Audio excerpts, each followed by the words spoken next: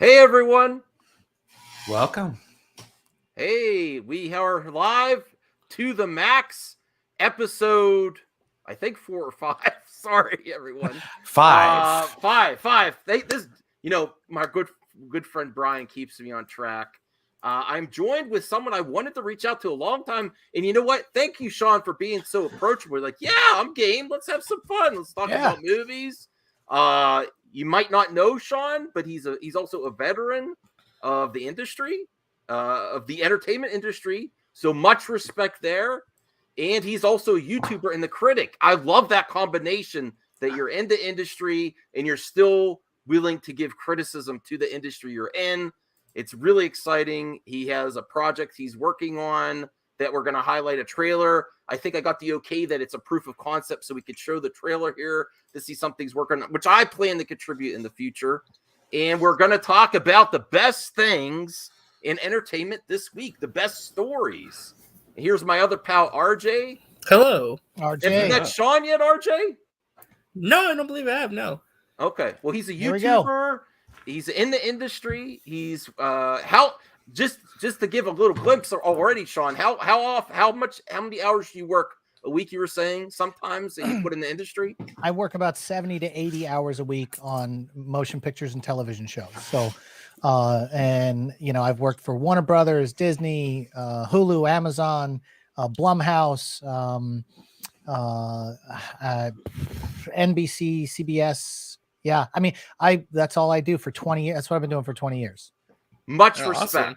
Yeah. Much respect. Yeah, all different departments too. So I've worked in, when you see the credits go at the end of the movie and you see 400 people, I'm one of the 400 people. And it just depends on when I get hired. I also act and produce my own projects when I'm in between shows, but you'll either see me in the locations department, production, accounting, or transportation. It just depends. It's like whichever boss hires you and what department you kind of specialize in. So it's pretty cool. It's been an amazing 20 years. I'm not gonna lie. I have a blast. Every day is a party. Okay. So with all that time in the industry, why did you decide to start YouTube as well? Well, you have limited time. I know. Hey, what's going on? What's up, Isaac? What's up, Sean? It's great. Finally great to see you, man. I love watching your content. Oh, wow. Thanks, man. Yeah, you got some fans in our chat, actually. TW, George. Nice. They're a big fan of the saying goodbye to the TFM video. Oh, yes. Well, honestly, yes. a lot of us are former at least one point in That's time. where I found you. Yeah. Yeah. Well, that was the thing. I have a lot of water cooler conversations, if you will, with a lot of other crew members on the shows and stuff that I work on. And somebody said, you should do a YouTube channel because you're always informative. You know everything that's going on. And believe it or not, it's funny because I know spoilers, and I've actually tipped off a couple of big people that I'll rename. I won't say it because I hear something and I go, well, shit, I can't do it because I'll never get hired again. Oh, wow. So I've they'll know it's me. I love scoops. Me and RJ love scoops. I've tipped off some people on some stuff, and which I will not go any further into that. Sure. But yeah, because you do, like, you're on set and you're like, oh my God, guess what? Marvel, never mind. Well, I had a friend of mine who worked on a Marvel film. And anyway, I was working on another movie and we were on the same studio lot. And anyway, some things got leaked and it was all my fault. But I wasn't working on that show. So anyway. Marvel's never gonna hire me if they ever come across this. No, I'm kidding. But yeah, so anyway, it's been a great 20 years that I've been working in the film industry, and again, I don't mind, I've worked, like we were talking earlier when we were standing by about I've worked for Warner Brothers and multiple feature films and television shows, but I have no problem going, that sucks, and I still get hired by Warner Brothers because, again, they don't, just because you're a crew member that has a point of view doesn't mean they're going to be like, well, don't hire that guy. It's like, no, dude, he knows what he's doing in his department. You're going to hire him. And that's just how it works. They look at your resume and they go, oh my God, you've, worked on all these movies and television shows.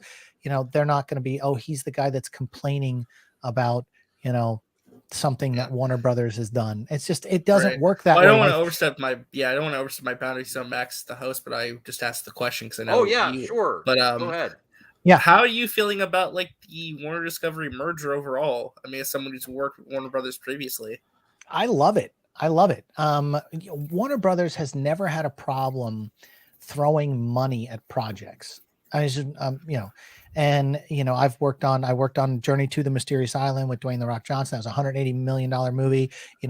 I did, Nights in Rodanthe, which was a $40 million movie with Richard Gere and Diane Lane. And so and it's funny because like when that movie started off, it had a smaller budget until Richard Gere and Diane Lane were attached to it. And then it blew up and so I'm very interested to see what they're going to do, especially with all the announcements that have been coming out. I know we have these top 5 stories we're going to talk about. I know this is probably one of them. I don't know if you want to announce it or just what, however you want to do it. No, yeah, we basically we're probably still in the interview portion and then okay. show and tell, and then we try to agree as a panel in the chat the top 5 ranking of stories. Yeah, but I think we kind of all know because regardless of where you are on should the Snyderverse continue or not? I think everyone feels, big story, yeah, I think everyone feels that DC needs a change.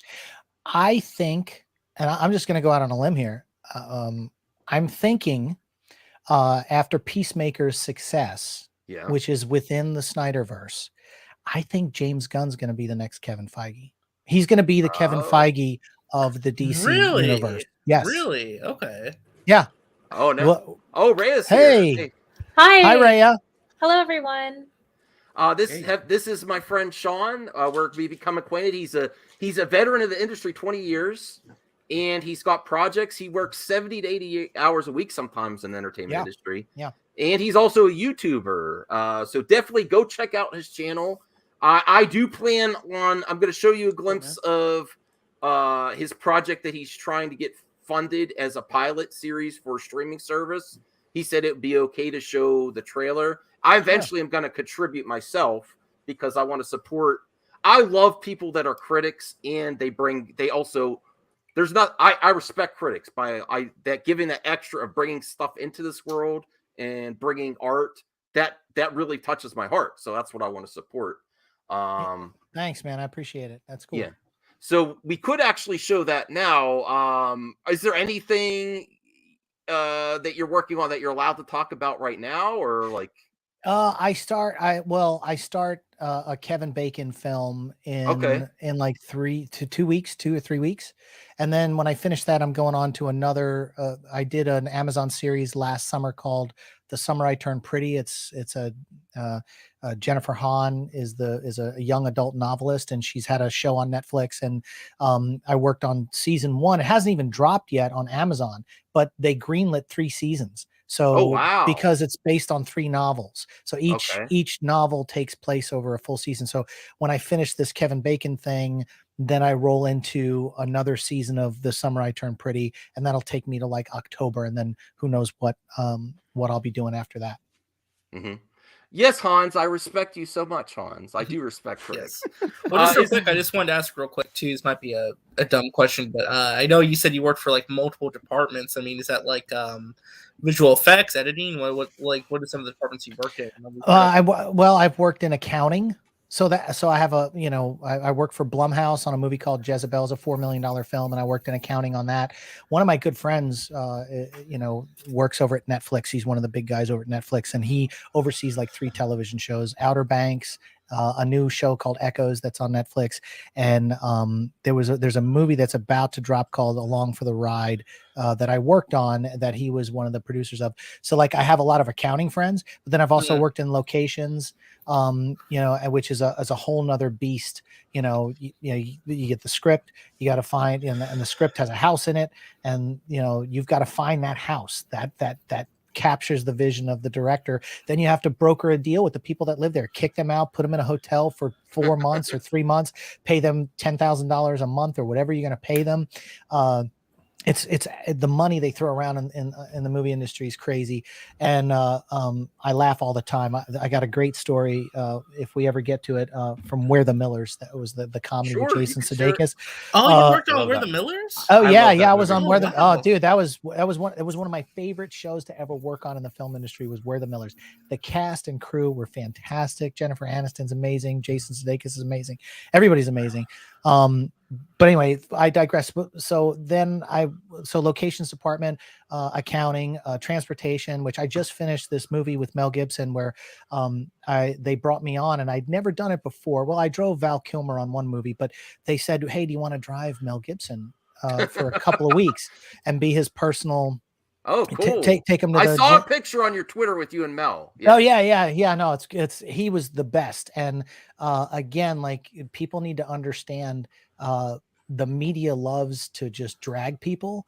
And I think there's a lot of negative information out there about Mel from stuff that happened 15 years ago that people won't let go. And the Mel that I met was fantastic. I mean, he was one of the nicest. I've got some amazing stories I could tell. I hope he doesn't. Well, yeah, it'll be fine if I said a couple of stories. But you know, so I just finished driving for Mel Gibson, and then when it was finished, I rolled over and drove the props truck. I have a commercial driver's license, so I can drive the bigger trucks on the shows, the camera truck and things like that.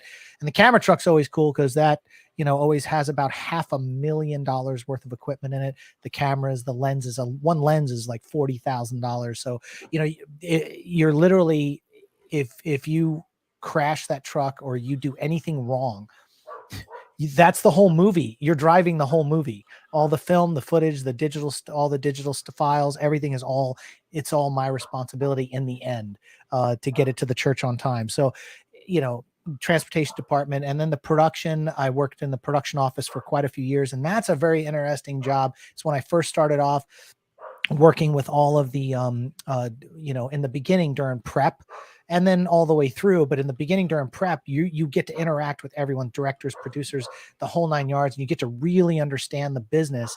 And I always feel like a lot of people they just don't understand. You know, you see the credits at the end of a movie, 400, 500, a Marvel film will have 600 credits.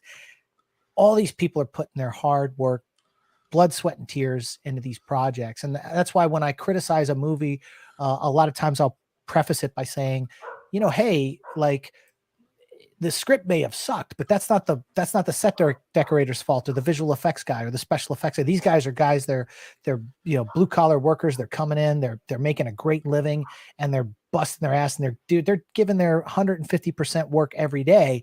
And anyway, I'm part of that team, if you will, other than, you know, when I produce my own projects, and everything I've learned over the last 20 years has gotten me better and better at producing my own projects in between shows. So I'll work on a TV series for 6 months. And then when that wraps, I'll do a feature film.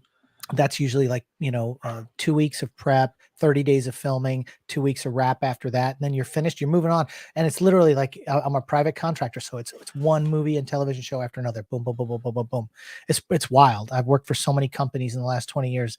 I couldn't get a regular job now because if I had to list all jobs, and then like I worked for one company for 6 months, another company for 90 days, another company for, you know, I did 3 seasons of Under the Dome for CBS. So that was like 3 years. But in between that, you know, I did other shows and projects. So like regular jobs, they're like, dude, you've had like 50 employers in the last 20 years. I can't hire you. That's how they look at it. So like, we're like gypsies. We just keep moving from movie to project and project. And it's a crazy life.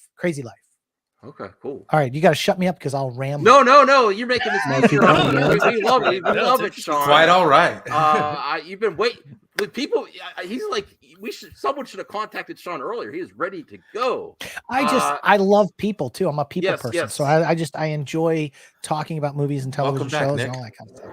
Hey, Nick, thanks for coming back, man. Yeah, I'm glad to have you back. Now we try to keep this show on the positive, but being a person in the industry, how does it impact you seeing a lot of not even a specific group, so much negativity towards the industry? Like there's a lot of consensus out, like Hollywood's villainous. You said all these great people giving everything look at you. You're doing so many things to get your side projects done. You do not just one thing in the industry.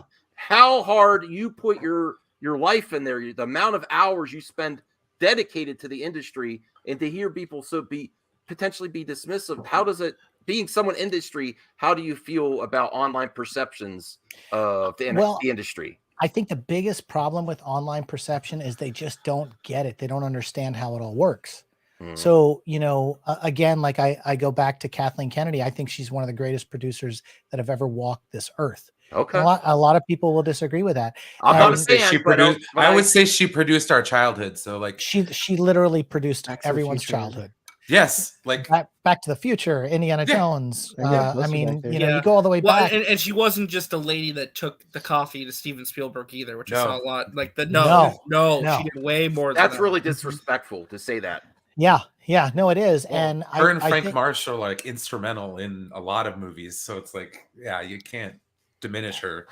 Absolutely. I think one of my, and I'm not going to toot my own horn, but I worked on an NBC project that was executive produced by Amblin Entertainment.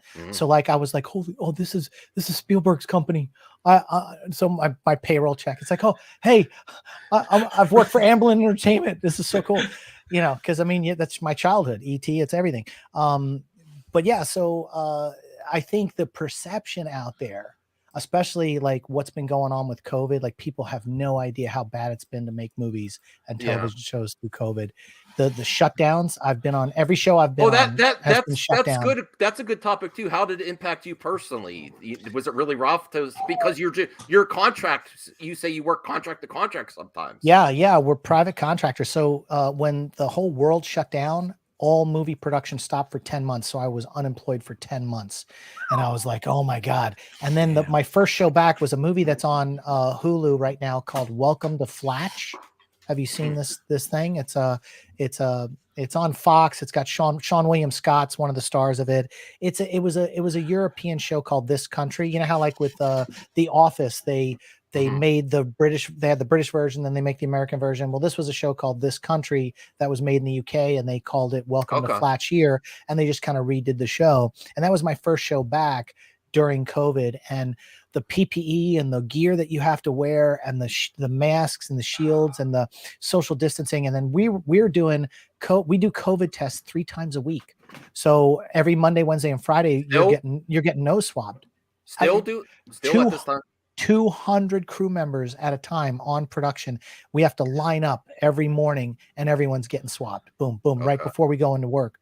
And, you get the test results back the next day. And just to give you an idea, I was talking to one of the producers who's a friend of mine on Welcome to Flatch. This is a Fox show and on Hulu. And they spent $2 million we shot 14 half-hour episodes. $2 million was spent on PPE testing and safety protocols. $2 million. And that is the amount of an episode. So like we literally could have done a 15th episode, but we had to spend it all on COVID testing.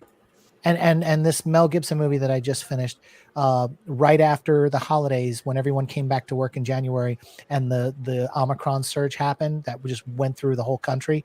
We had 50 crew members went down in 1 week, and that was including me. I got COVID for a second time, and but I had the vaccine and I was boosted and all that, so it was only like 2 days. I felt like bad for 2 days, but first time I got COVID was prior to the vaccines. I was sick for 21 days and I thought I was going to die. I was in the hospital. But 50 crew members went down. We had to shut the show down for 14 days and then come back and finish the movie.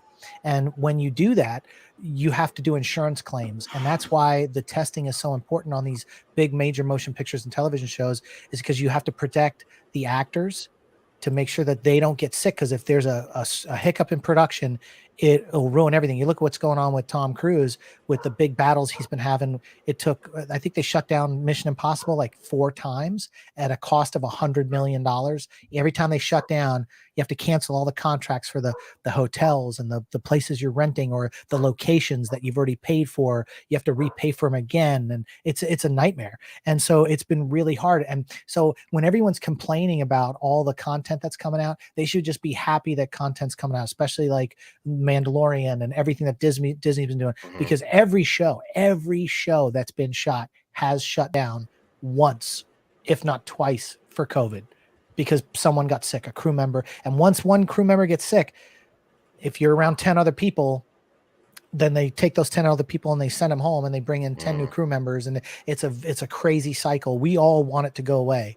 It's been very stressful, but I digress. We get paid a lot, so we don't, it's like, okay, what are we going to do? You gotta work. Rhea, did you have a question for Sean? Yeah, I wanted to ask, you kind of covered it with like the testing procedures several times a week, but I also wanted to know what other method or measures are being done by the studios or the employers or whoever to protect their employees.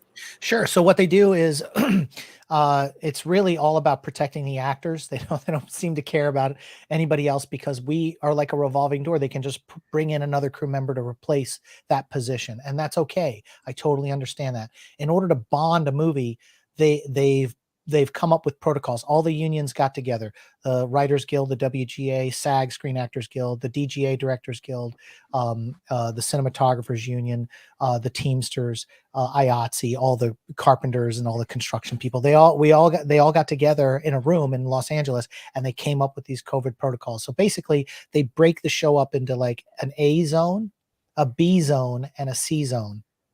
An A zone is anyone who is around the actor. Those people have to be tested 3 times a week, period. They have to social distance. They have to stay away. There's a whole new department that was never existed before in the film industry called health and safety. And it's people that walk around and kind of like chaperones at a dance. If you're too close, they go, get back. 6 feet. And we call them like the police. They're like the health police. And they're annoying as hell, but their job is important because they're trying to protect everyone. So they don't want you get away. And so they do that. If you're in zone A, you have to have face shields if you're indoors. So if you're around an actor, you have to have a KN95 if you're in zone A. Zone B, you're allowed to have medical masks, which are not as and I don't know if things have changed. I'll see on the next show in a couple of weeks, because they change. Everything's changing. It just changes as it goes. They kind of tweak things. But the main thing is, if an actor goes down, and that's what happened on this Mel Gibson film, this one young actor, because it's kind of like a cross between. It's a movie called The Boys of Summer, and it's kind of like Hansel and Gretel, if you will. So there's some kids and they're vanishing. It's kind of like Stranger Things. There's some kids vanishing and they can't figure out why. And it's like this caper, and they talk to this old retired cop who's Mel Gibson, and they go off. It's like the Goonies meets Stranger Things. It's going to be, I think it's going to be a fantastic film. It's a really good cast. And so, the one actor, Noah, caught COVID. And as soon as that happened, but again, like, we were all revolving door, but when an actor goes down, it throws off the entire production schedule. So you just got to take care of people the best you can. You got to stay away, social distance, everything you kind of hear. They follow a lot of the guidelines from the CDC, and it's all to protect the actors as much as possible. Yeah. Because if they go down, you can't make the movie. Yeah. I have a couple quick questions for you. I'm glad you're successful in the industry, and you're also a YouTuber, and that you get your work project to project. What would be like your dream? Because there's also so many. It's the best time to be a nerd. This is why we get the most complaints online. But there are so many projects right now that if you're a lifelong nerd, Marvel, what would be your dream project to be part of? Star Wars, maybe an MCU show. What would be something that would really go wild, Sean? What would be your dream project? Yeah, I mean, it's a shame. I really would have enjoyed working on this last Indiana Jones film. Okay. That would have been the bomb. Yes. I'll take anything Star Wars. Filoni and Favreau are just like my heroes now. I met George Lucas on a movie back in the 90s.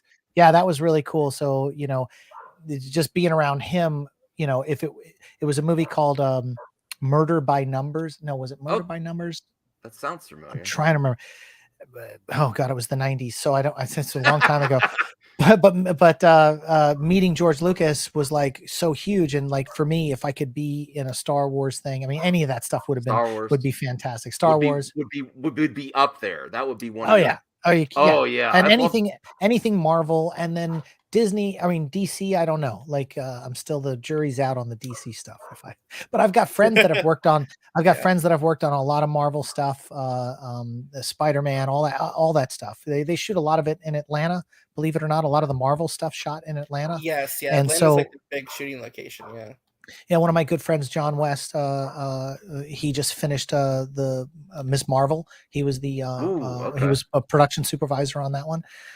So yeah, I mean, like, and before that, you know, one of my other friends was on Falcon and the Winter Soldier. So there's a lot of like that stuff going on in Atlanta. And I'm only, you know, I'm not that far from Atlanta, but you know, it's, as a private contractor, they like to make you, what they do is they have you work as a local. So that means you have to put yourself up in housing. So, you know, you pay a mortgage back home, and then you have to pay an apartment rental, you know, so it gets expensive if you do a lot of traveling. So, but yeah, Indiana Jones would have been fantastic. Anything that those guys do would be great. Awesome. Good answer. I approve of the answer. That would have been amazing. Yes. I'm really looking forward to that movie. Lots of people say sometimes like, weird or interesting encounter with talent, but if you could share maybe like your top 3 experiences working in the industry with like you said, Mel was very, very positive for you. Maybe like give your top 3 experiences over your career that you were surprised or really got positive experience from. Maybe I worked on a movie called Bloodworth, and it starred Chris Christopherson and Val Kilmer, and other actors as well. And I was in the production office, and they told me this. They said, "Hey, Sean, will you take Val Kilmer grocery shopping, because he just flew in. He wants to stock his refrigerator. He wants to go to a health food store. He doesn't know anywhere in town." And his assistant, David Atherton, was his assistant. Now, David Atherton's important because he was his makeup artist on Tombstone. They became really good friends, and then he wound up being part of Val Kilmer's production company. And Val Kilmer, I get him. I'm in the driver's seat, and he's sitting next to me. And of course, he's my responsibility. So the speed limit's 45. So I'm doing 45. And he looks over at me and he goes, "You know, you're driving really slow." And I said, "Look," I said, "I haven't had a ticket in 20 years, and you're my responsibility.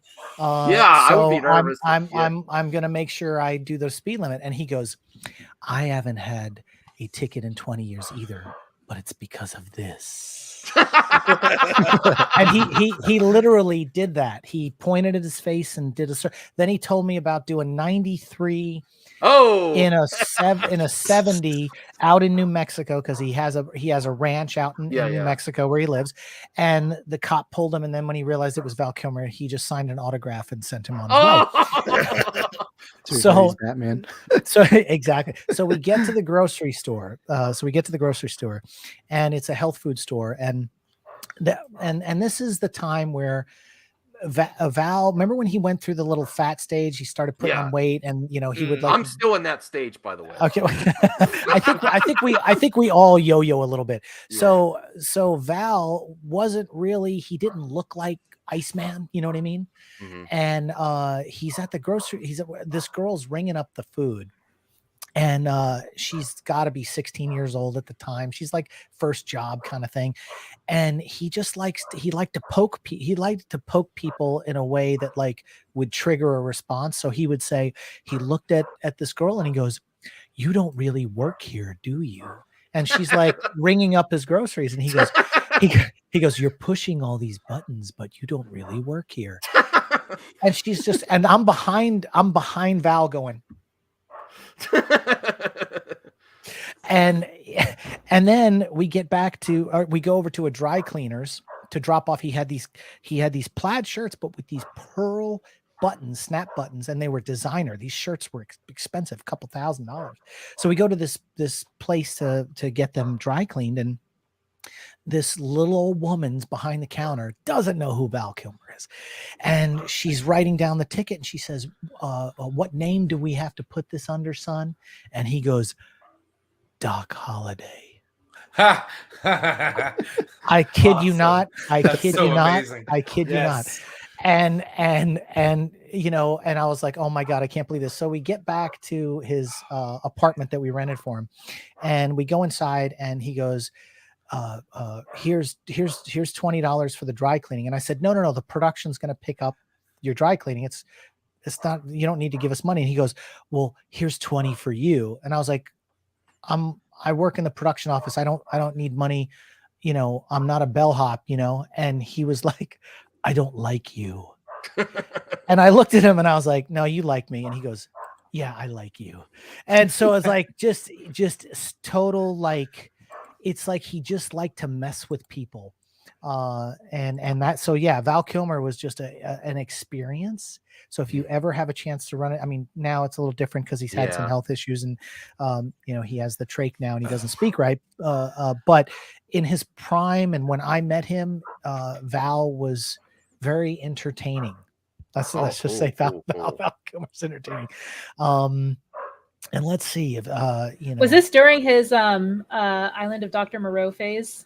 No. It could. Well, no. I love the story behind that. The thing is, he's always been weird like that. I mean, even if you watch that documentary, Val, it kind of explained a lot of like how he just liked to. Great documentary, by the way. Amazing. It's an amazing documentary, and you know, it's funny because you know it kind of made me realize some things, you know, when I didn't know that his brother drowned in a pool, the whirlpool at their house, the jacuzzi, you know, it explains things when you have lost that young, you know, like that you just, you're not, both paddles just aren't in the water, if you will, you know what I mean?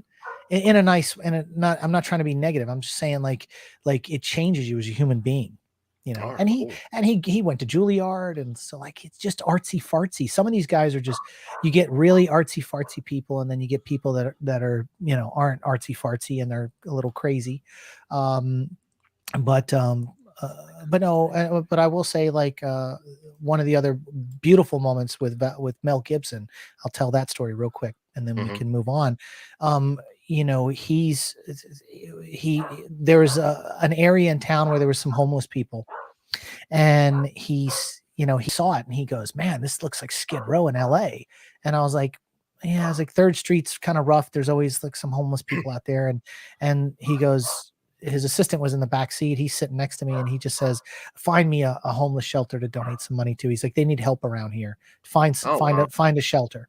And so they found a shelter, and he donated money to. And what people don't realize about Mel is for 40 years, he's had a foundation that helps children overseas get surgeries that they may not be able, life-saving surgeries and corrective surgeries like cleft lip surgeries on kids in third world countries. He's been doing things outside of Hollywood for decades, but people just want to, you know, go nuts about a DUI he had 15 years ago, you know, or if he flew off the handle on his, you know, on his ex-wife or something. Like they take these things and they want the dirt because this stuff isn't, you know, isn't interesting. And I remember we were going to set one day, and I can tell this story, and he's reading the script, going to set first thing in the morning. So he's learning his lines, and then he gets a phone call, and he's talking with someone that's with some sort of aid group in Syria,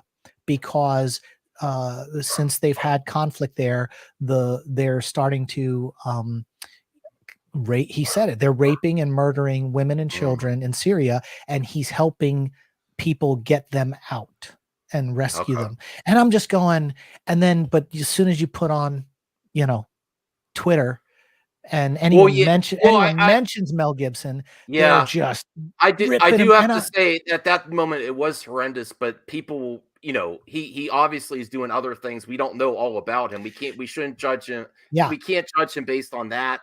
That was definitely not a good look, though. And I'm not here to defend the bad parts. What I'm saying is there's more to him.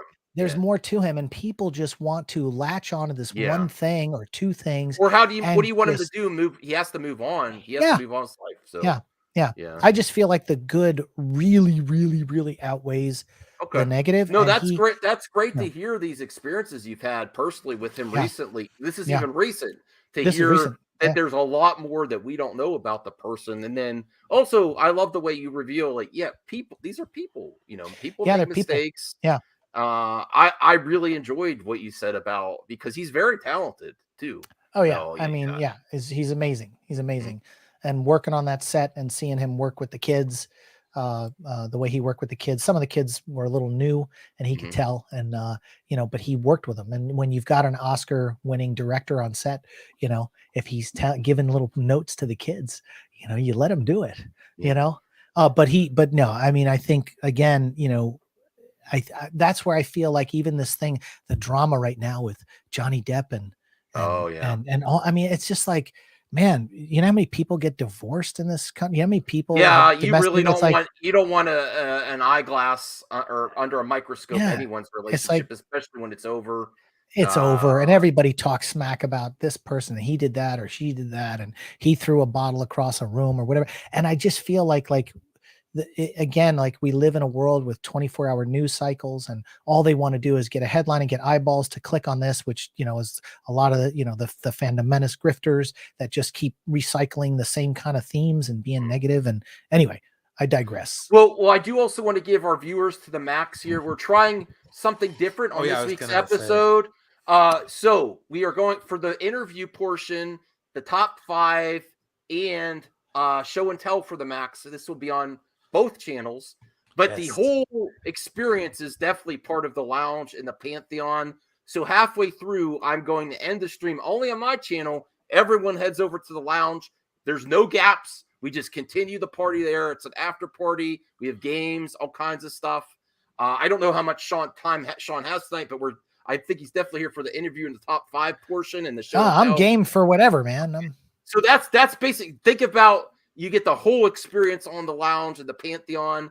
And honestly, props to Enosh, because my friend, I got comfortable with my channel doing one thing. And then he really challenged me to create a new show. And it's without Enosh, I wouldn't. This is really passionate to me. This is one of the most important shows I do now, is because it really focuses on, it goes through the junk, because guess what? Algorithms don't give you the good news. You have to search out the good news. Yeah. Algorithms give you what you want and can potentially make you angry and addicted. You have to search out the good news. And guess what? There is a lot of good out in this world. There's a lot of good out in this entertainment. You have to search for it and you have to support it. That's why you should smash the like button for positive content. Yes, I'm putting the link to the Poindexter Lounge portion of the stream in the Mad Max chat. So if y'all want to click on that to continue the stream, that's where we'll be over there. Oh, well, yeah. Put it in the comment section too, because I don't know if Jeffrey knows the lounge yet. And this is another benefit of doing a multi-stream to try this experiment out. We're giving it a shot, see if it works out good. Definitely. But now let's watch your trailer for a project that you're really working hard on. You have a GoFundMe up if anyone really wants to support people in the industry, and it's a passion project for you, I'm guessing. And we're going to watch the trailer and maybe give a little details on it, and then we'll do show and tell and get to the top 5 stories of the week. And then if anyone on the panel or in the chat has some additional questions for Sean, I'm sure he'd be happy to answer. If you want to think about questions, RJ, Isaac, Rhea, if you have anything else, or the chat, if you happen to have it. So let me play this trailer here, and you can tell us what you're doing with this project. So, how long you been a cop? 13 years, 6 is the total. Describe a good day. The day when I don't get shot at. And what's a bad day? What's the point of this? The point is to determine how the passing of your partner has affected your ability to perform your duties as a law enforcement officer. You're a good cop. Just don't want to see you give up. You know a guy by the name of Williams. He likes to hang out in parking lots. It's you. You know why I didn't tell you? Because I don't tell my secrets. Unlike you, I didn't even have to ask.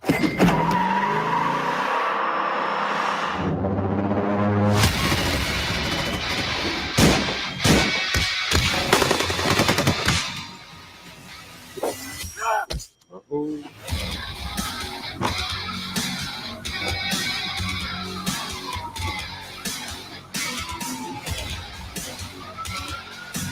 Oh yeah. That looks great. Oh yeah. Yeah, thank you. That looks like a lot of fun. And if you're interested, let me share the GoFundMe. Let me see here, and then you could tell us about. Oh, I forgot to. I'll have to share this part. Hold on. I'm a little slow. Okay. Here is the GoFundMe.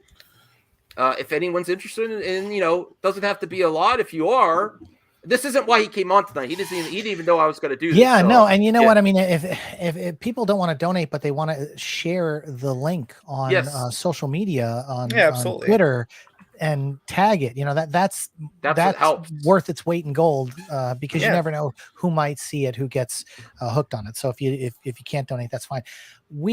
All right. So I produced the first streaming show in the history of streaming.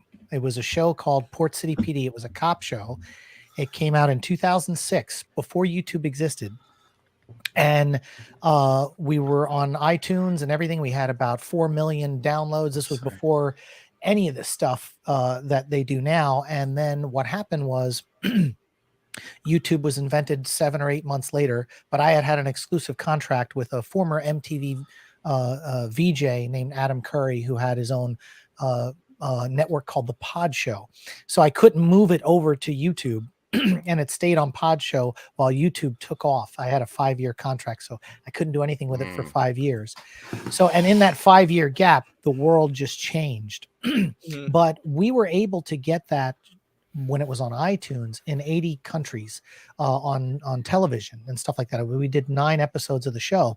And, so this is a reboot of something I did years ago that I'm trying to capture lightning in a bottle twice. And then that's the thing, because I was, in the industry, you're either too early or you're too late with a concept. And we were too early, because if we had held on for 7 months before we started, putting it out there into the lexicon, YouTube would have existed and it would have taken off anyway, but so I digress. So this is a show, it's a streaming show. We've written the pilot.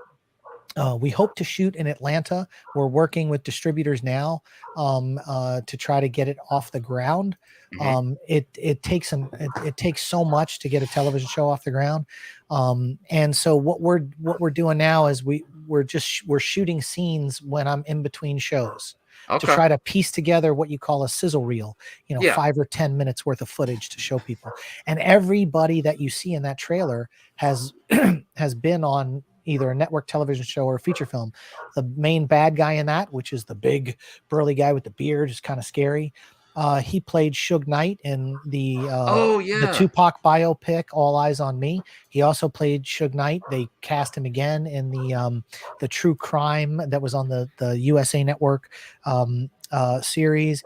And there's one of the actresses in there who is like a therapist. She's been in dozens of television shows, and every single person in that project, the one guy, African-American detective cop there in some of the scenes, he was on One Tree Hill and he did the horror film Cabin Fever 2. And so everybody I know works in the industry. So it's like, hey, you want to come out and play? You want to do this? You want to do that? Yeah, sure. Let's do it. Cause they know that potentially it could go somewhere and they want to be a part of something that gets launched. So we're really excited. And, we shot a bunch of footage before COVID, and then everything we lost a year of traction. And then, we had the George Floyd incident with the cop that stood on the guy and killed George Floyd. And what happened was all the networks, my agent would call, Hulu, Amazon. Hey, we got a new cop show. No, we don't want cops. No cops.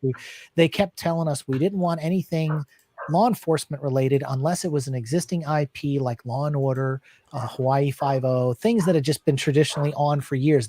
They didn't want to risk anything new because of, are the cops bad? We got some pushback. I think my agent pitched Viola Davis, and we all know Viola Davis. Pitched her production company the show, but she said, we don't want to have African American characters as villains anymore, so we're going to pass on it because we want to start showing people in certain lights. So you have to go to different networks and see what they say, and then maybe tweak your project a little bit to get it where it needs to be. Yeah, that's interesting too, how much the world has changed the last few years, where it's also impacting things and considerations that I didn't think of. Yeah, it's Are you still concerned this is going to impact you in the future for bringing opportunities to bring it out? No, I think right now that everything kind of got resolved with George Floyd and things have kind of moved forward. One of the last times we had a setback was when the Parkland shooting happened in Florida with the AK-40 or the AR-15s. The guy shot up the school with the AR-15, and when that happened, some of our promo artwork that we were pitching had guys with AR-15s, and they were like, "Get rid of those guns. We don't even want to see those guns on the poster. We don't want to see." And so, like things just happen, and the fandom menace would say, "You're just caving to the social justice warriors." No, you have. It's to like adapt. You know what? You're adapting to the climate of how things are. If you're trying to produce a picture or a movie or get something off the ground, and you could divide and conquer. You can kind of work with the system, because in the end, and I think this is where people. In general, when they critique projects, in the end, people forget that this is called show business, which means it's business, which means it's revenue driven. It's people forget that a lot of times. I mean, the creative aspect is really important too, but at the end of the day, these are people looking to make money and make a living. They're working in the industry. They're working hard on these jobs. It's a job. Absolutely. All right.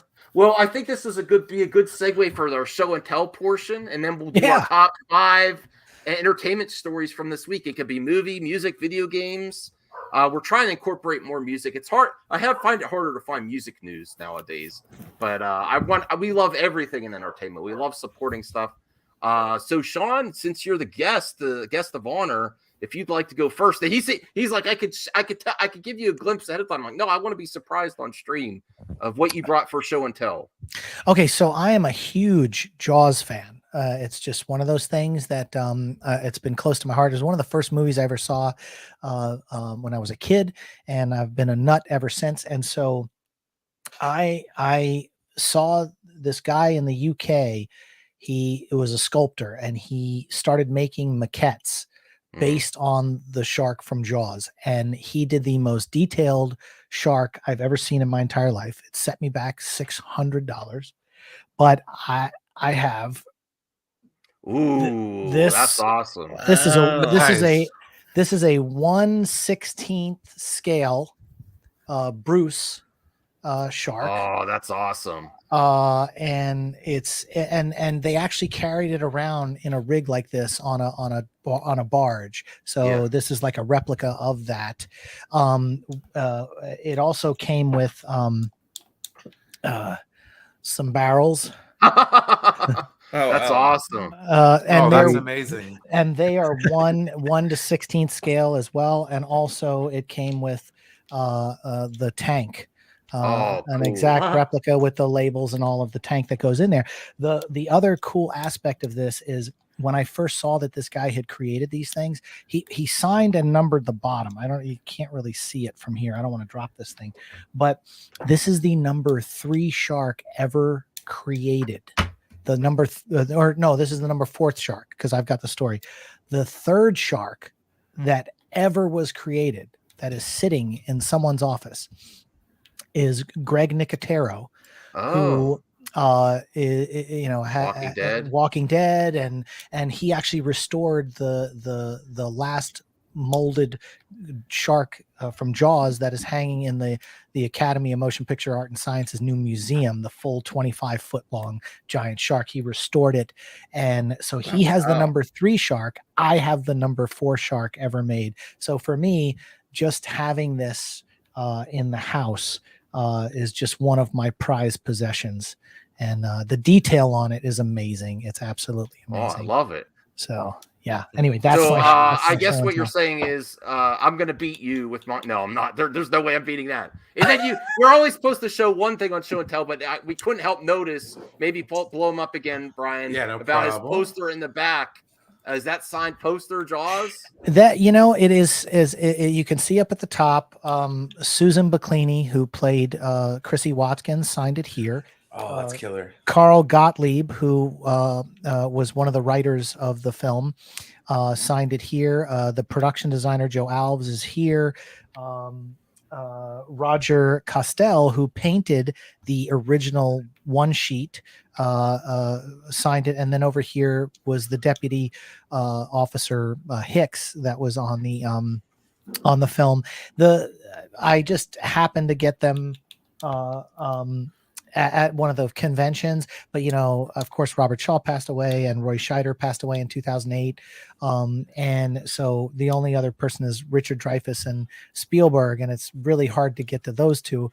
But the other thing is I framed the poster, and it's an original re-release sheet from 1975 because it came out in June, and the movie but here's the kicker: they all signed it to Sean.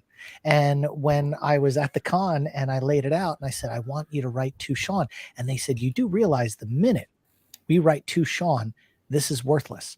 If we just put our names on it, you could always resell it. Okay. And I said, I will die with this. And I don't care what happens after I'm dead with this poster. So I want you to sign it to Sean. And they loved it. They were like, hell yeah. So, cool. It's just one of those things. Anyway, that's that poster there. Awesome. I've got a great story. You said I don't want to. Oh no! You're a special guest. You get carte blanche. Go ahead. Right, I'll give one more. Okay, this is an Adventure Built hat. Oh, hello. Okay, awesome. So the story behind this hat is this was a $500 hat.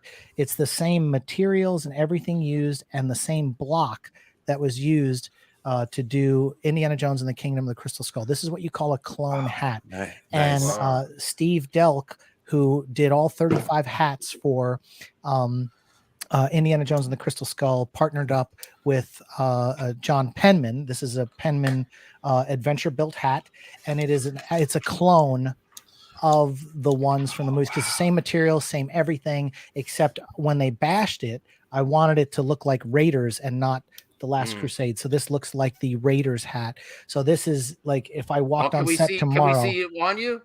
Oh yeah. All right. Looks nice, Sean. Belongs in a museum. So do you. It's awesome. So those are my two prized possessions: is the hat and Jaws. That's amazing. Yeah, That's awesome. There you go. Wow, you came to play during. Well, this it's game. just it also. It's not a competition, but it's not a competition. But it I think also you looks won. fun. It looks fun behind me. Yes, it does. So I will show my show and tell. I love vinyl records. Oh, that's awesome. I do too. I've got a whole bunch of them over here. Just 1 second, Max. Now I do have some signed vinyl records, but this one is a gift from my sister. And it still has the coupon. Yeah, Rogue One. Oh, that's awesome. It's great. It's great to have a soundtrack. Look, John Williams is the GOAT, right? But it's great to get another. Rogue One was a great Michael moment. Giacchino did fantastic in that movie. Absolutely. So I didn't even play this yet. I got to play this. I still have a record player. My sister's a shopper. I don't pull that against her. No, 25% off is 25% off, Barnes man. and Nobles. So this is going to wanting me. I was like, what can I talk about today? I love music, love vinyl records. And it's great that there's a movie that's Star Wars that's not just John Williams with a great soundtrack. And I own it on vinyl. In that moment, seeing Rogue One, I was super hyped for Rogue One. I was like, there's something new. When Rogue One came out, it was Star Wars, and it wasn't just the trilogy. It was something different, something new. And I am disappointed that they didn't continue the Star Wars story movies after Solo. Yeah, but I love this movie, and I think it makes the OG trilogy better. It doesn't take anything away from me. No, and if I could jump in here, I will say that I think Rogue One is the best Disney Star Wars film that they've created, hands down. I mean, all of them are good, but Rogue One just is amazing. And the fact that they took one paragraph out of the original crawl and made an entire feature film with it and intertwined, characters from the Clone Wars and all that kind of stuff. And come on, the end scene with Darth Vader, I mean, it was worth it for just that. Yes. Does anyone else have anything to show for show and tell today? Yes. Why, yes, I do. All right, let's go. There we go. Okay, so I probably showed this at least once before. This is my Oregon 10. I purchased it when I was in Oregon, of all places. Now it's a reminder of my first plane flight. It's back when I was in high school. Ooh. That's how long I've had it. Wow. So within it is a lot of tickets, like cool. to everything I ever went to. So let's see here. Awesome. Yeah, I wish I had some. This is Star Wars episode shit. Episode shit. That wasn't a good one. So this is my ticket to one of the prequels. I think it's Star Wars Episode 2. Yes. Because I saw Episode 3. Do you still add to it now, or do you? I was going to say that it's been a while. Yeah, that ticket says May 16th. So that Attack of the Clones came out May 16th, I believe. Yeah. So that was back when we all still stood in line. Yep. To get the so tickets. This is the original Shrek movie. Wow. Yo. Here's my Sonic episode 1 there. ticket. My episode 1 ticket. Yeah. There it is, right there. Episode That's 1. golden Okay. right there. Let's see here. And then I got a lot of baseball tickets. So like my first football game. Oh, here we go. My first IMAX. This was Star Wars Attack of the Clones. Nice. Oh, okay. That's Sacramento back in 2003. Because I used to live in Sac, so there's a lot of Northern California stuff. State fair ticket, youth convention. My first ever set of plane tickets. They're faded though. Where'd you go? I flew from Reno, Nevada, where I'm currently at, to Portland, Oregon. Portland, Oregon. Okay. Yeah, that's when I got my stuff. Oh, this is the first Giants game I went to at. It was called Pac Bell Park at the time, but or Pacific Bell Park. That's a piece of history. They've changed that a bunch of times. I got my Muni ticket. A's Giants. Okay, I just wanted to show one more kind of a special one, the special set, anyways. So there was a movie. I got tickets to Bruce Almighty. Wow. Oh, hey, that was a good movie. So Lord of the Rings. There we go. So I did see that in theaters. One of my favorites. This is the last year that the Giants played at Candlestick Park. Giants versus the Dodgers. I'm a 49er fan, so I love Candlestick Park. I have yes, I have one of those as well. This is back when Jeff Garcia was the quarterback in 2001. Yeah, nice. Okay, I got that right. Boom. Those are the Moneyball A's. I was going to show that off too, but it'll be the last thing I show off. I promise. Where the heck is it? It had Derek Deese on the ticket. Wow. Oh, here it is, right there. It's on top. This is nice. 2001. This was the game that was the away version of this game was postponed by 9/11. Oh, wow. Yeah. But yeah, 2001, November 11th, 2001, 3Com Park, because that's what it was called at the time. But yeah, dude, Derek Deese was one of the I'm so jealous right now. Kick-ass 49ers. But there was a movie called Moneyball, okay? Yeah. And it dealt with the 2002 Oakland A's. Yeah. Their AAA team played in Sacramento at the time. It was the Sacramento River Cats. And I got to watch. Here's one ticket. This is a season ticket. My godfather had season tickets, so we got to see every third game. So I went to like 30 games that season. when all those players were either like rehabbing in the minors for injuries or they were training to become A's. So like that was the year that the Oakland A's just like blew up. And then there's one more, and that's kind of a little cool one. And it also has something to do with Easter. Okay, so this is a ticket from Stade des Olympiques in Montreal. Okay, Olympic Stadium. I got to see the Montreal Expos play. Awesome. Back when they were still in Montreal. This ticket was $8 Canadian, which is more expensive than the $11 American for a AAA game. Wow. There was nobody there. There was actually more people at a River Cats game than there was at an Expos game. But the reason why I went to Montreal was to see Pope John Paul II for World Youth Day. So a little bit kind of Easter stuff, but yeah, that's great, man. Wow, that's some serious memories all in that one little tin. Oh my god. Yeah, I'm just like, dude, this is like so epic. It's like there's always something cool to show out of it, especially like old movie tickets. Because like there was a period there. I think I still have my ticket from some Something About Mary. I was like, dude, I saw all those movies back in the day, so it was great. That's great, man. That's awesome. Does anyone else have anything to share? No pressure if you don't. Before we go to top 5, go ahead, Isaac.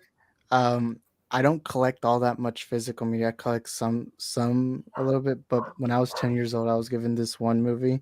It's one of my favorite movies of all time, but I still love the box till this day.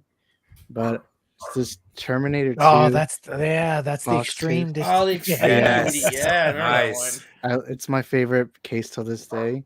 That's what started you collecting? Dude, one of the ones that started collecting? Well, it's the first time I ever got a box that didn't look like your average like DVD. Yeah. But it was one of the reasons why I collect physical media. But yeah, it's my favorite box till this day. Nice. Good memories there. It's the best Terminator film. Yeah. Well, I think the first 2 movies are fantastic. I think everything else is okay, but the first 2 were just, man. Yeah, I always wanted that DVD. I saw Terminator 2 in the theater, and when it came out on DVD, I just got the regular one, but I didn't get the extreme. Isn't that the one that had the bonus stuff with the mirror imaged, where they used Linda Hamilton's twin sister in the mirror when they reset his chip? Mm-hmm. I think that's that DVD. Oh, okay. Yeah, like the behind the scenes. Yeah, it was great. Oh my god. Yeah. Absolutely fantastic. Yes. So I got a couple things to show. I don't think you do, RJ. Okay. Yes, I do. But I don't remember if I showed it before, but I'll share it again anyway. I have another one that's brand new. I know I haven't shared. So this is a 10-inch Batman Funko Pop. It's huge. 10 inches. God, I can't wait till Monday. I was so watching that movie. Yes. I had no idea they made them that big. Yeah, it's on the back here. I showed you guys the other one I got, that penguin one that's like the rare variant. There's also this one. It's Grogu. Nice. I like that one. And he's on the altar. Yeah, he's on the altar, yeah. Oh, yeah. That's great. I got a couple of them. I think I showed this one before too. It's the Luke one with Grogu. Nice. Yeah, I have that one, but mini right here. Dude. Oh, that's so awesome. Yeah. I got an Ahsoka on my shelf too. I have to show that another time, but I do have an Ahsoka. So I'm trying to get more of the Star Wars black figure. There's Isaac's got one too. Okay. I think the Black series is great, man. No pressure. I know you've done show and tell before, Ray. I don't know. Do you have something to show this time or? I guess I can show my latest physical media pickup for my Nintendo Switch collection. Yes. So I love collecting physical media for Nintendo Switch. It's the first console that I got at release and was really committed to get all my favorite games on physical release as often as I could. So this game is a Japanese role-playing game called Triangle Strategy. It's from Square Enix, really prolific role-playing game producing company, and I'm enjoying the game so far. I'm almost 10 hours in. I was able to play the demo for free for about 9 hours of content for free, and then transfer my save state to the physical game once it arrived. So I'm really happy with this purchase. I will be playing it when I get off air. Awesome. Nice. I didn't know that about you, Ray. That was your first console that you got at launch. and were like dedicated. Like I know you're a gamer, but yeah, that's awesome. The other one would have been the Amico if it would have happened. Well, yeah. I was gonna, the first console I remember getting at launch actually was the PS4. That was the first one I got at launch. So that was a very special night when that first launched.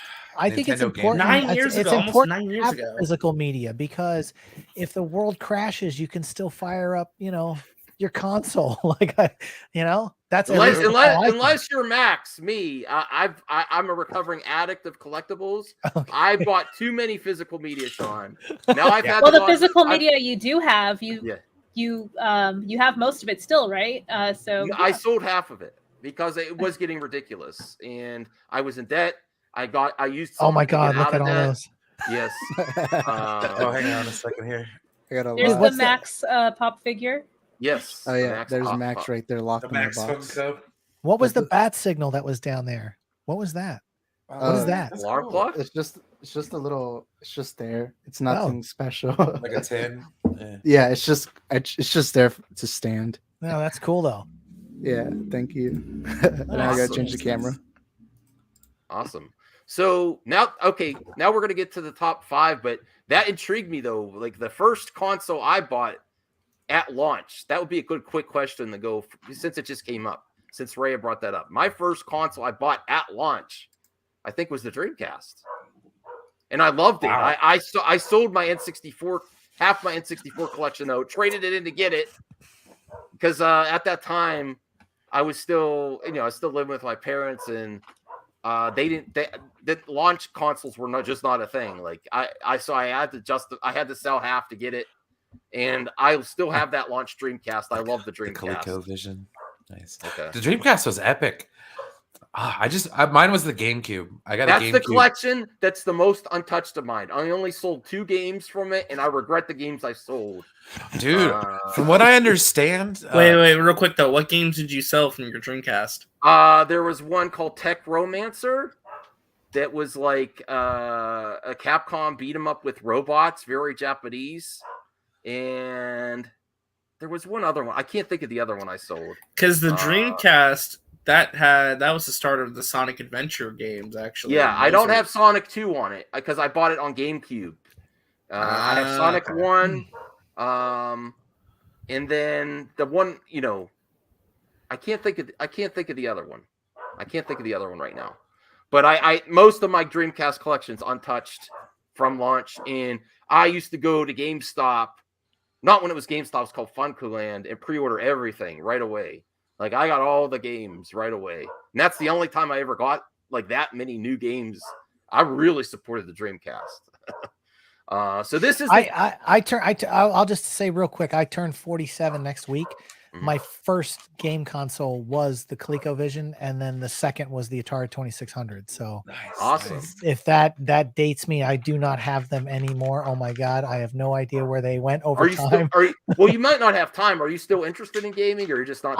I don't have time. I have a 2.5-year-old, and okay. And so between her and the wife and everything, it would just suck up too much time. I do have we'll go over to friends' houses, and sometimes I'll watch, Battlefront or something. And to me, like, it's like watching a movie. I watch them play and they just do such a great job. It's like watching a cinematic, experience on their 65-inch TV. And I just sit back. Okay. All right. I don't know anything about the, and then just watch them do it. And to me, it's just as entertaining.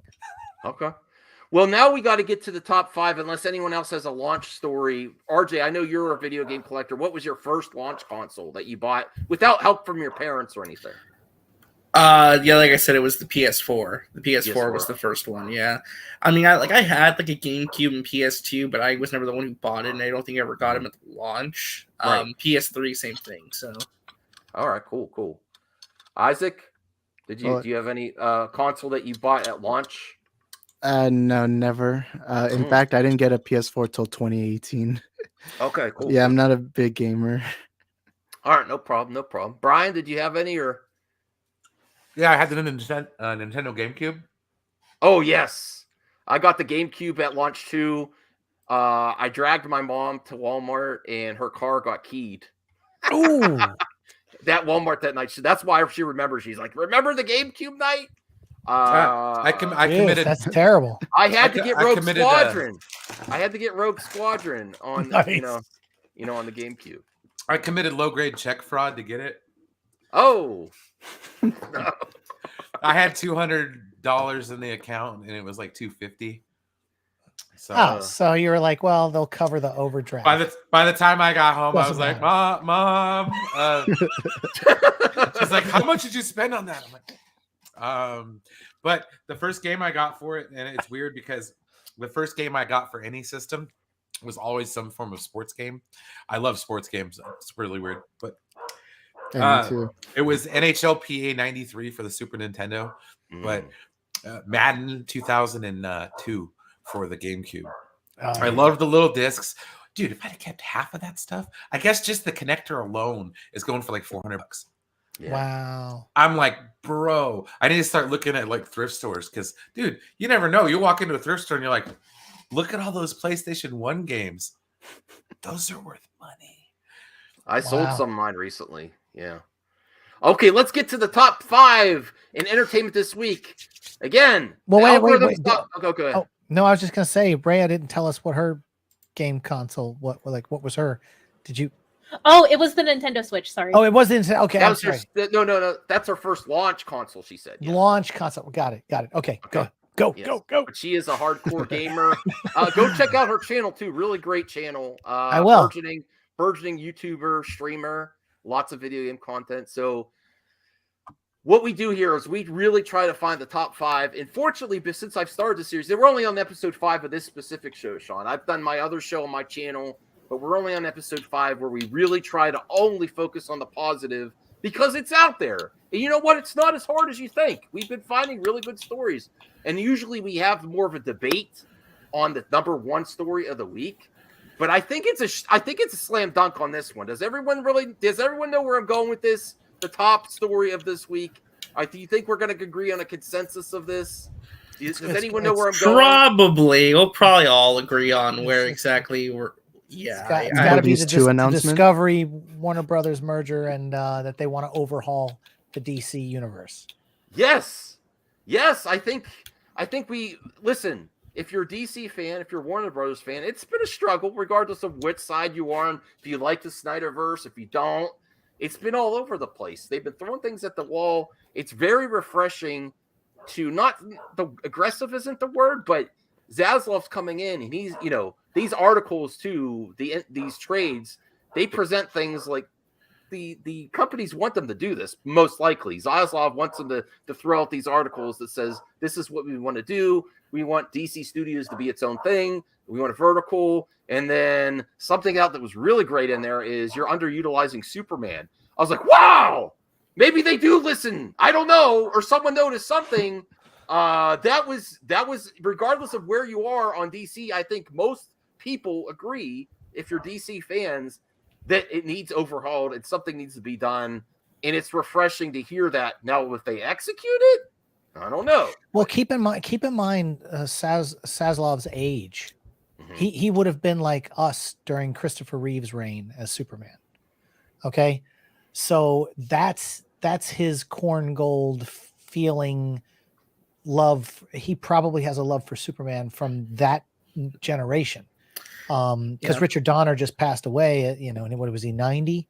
Yeah, it was 90 or so, yeah. Yeah, and so you have to think about if Donner was 90 and he was 20 years younger, or 25 years younger, then he's at the age that would have been the target audience. And so I think that there's this love for Superman, and I don't get how Superman got off track.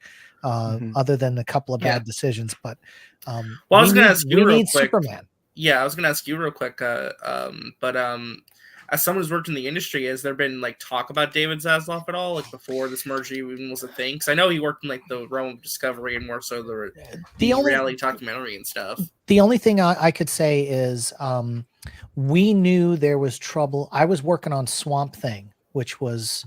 Warner Brothers. Yeah. I was working on the second unit. My wife was a producer's assistant on the entire first season.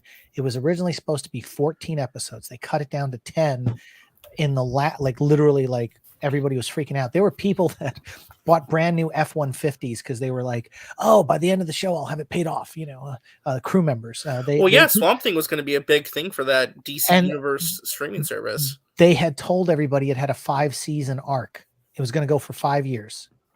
And that's when the DC Cinematic Universe started, the app where they started throwing content on it, and they started like Titans, Doom Patrol, Doom Patrol, all this stuff. And then they had this they had a development deal with J.J. Abrams, and it was $500 million development deal with Warner Brothers, and they started pulling back the reins. And what was happening was HBO Max was launching, and they were gonna what they weren't telling people, which we found out on set through the grapevine, is when they launched that platform, they literally only had 140,000 subscribers, and they were cranking out Doom Patrol, Titans. Swamp Thing was one of the most expensive television shows in the history of mankind.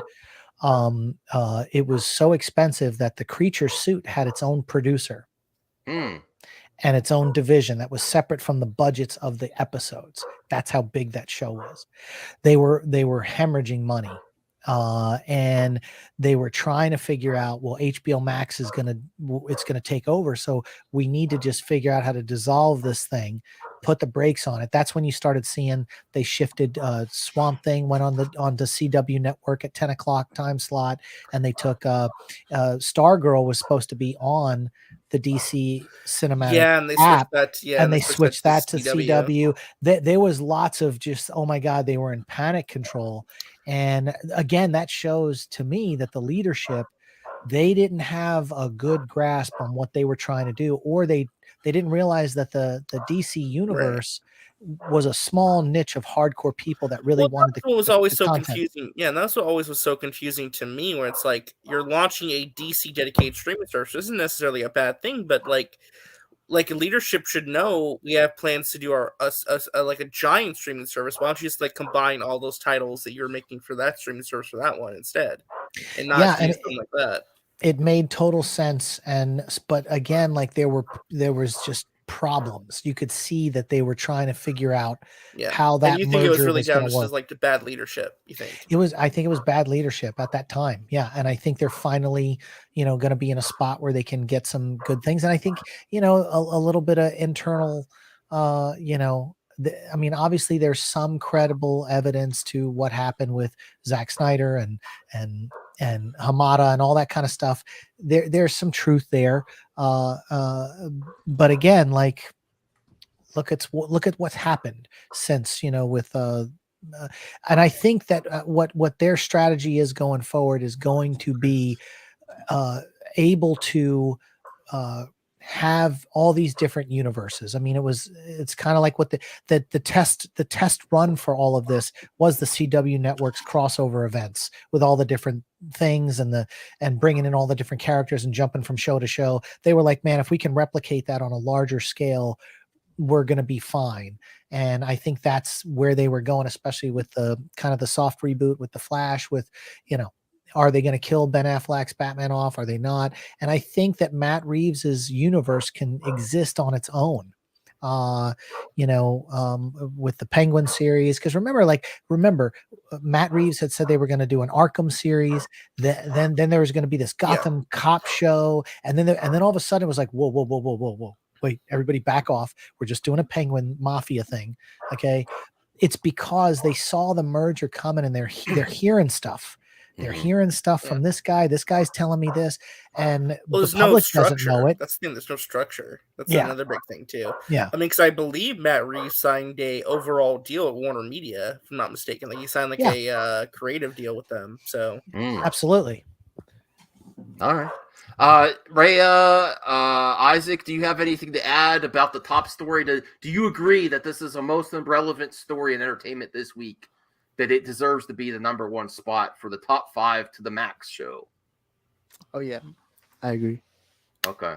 And how hype are you, Isaac? Because you're a DC fan, you love the Snyderverse, but is it refreshing hearing this stuff that their plans for DC Studios? Does this give you more confidence? Heck yeah, and especially with the whole Superman stuff, because I feel like Superman's been sidelined into me.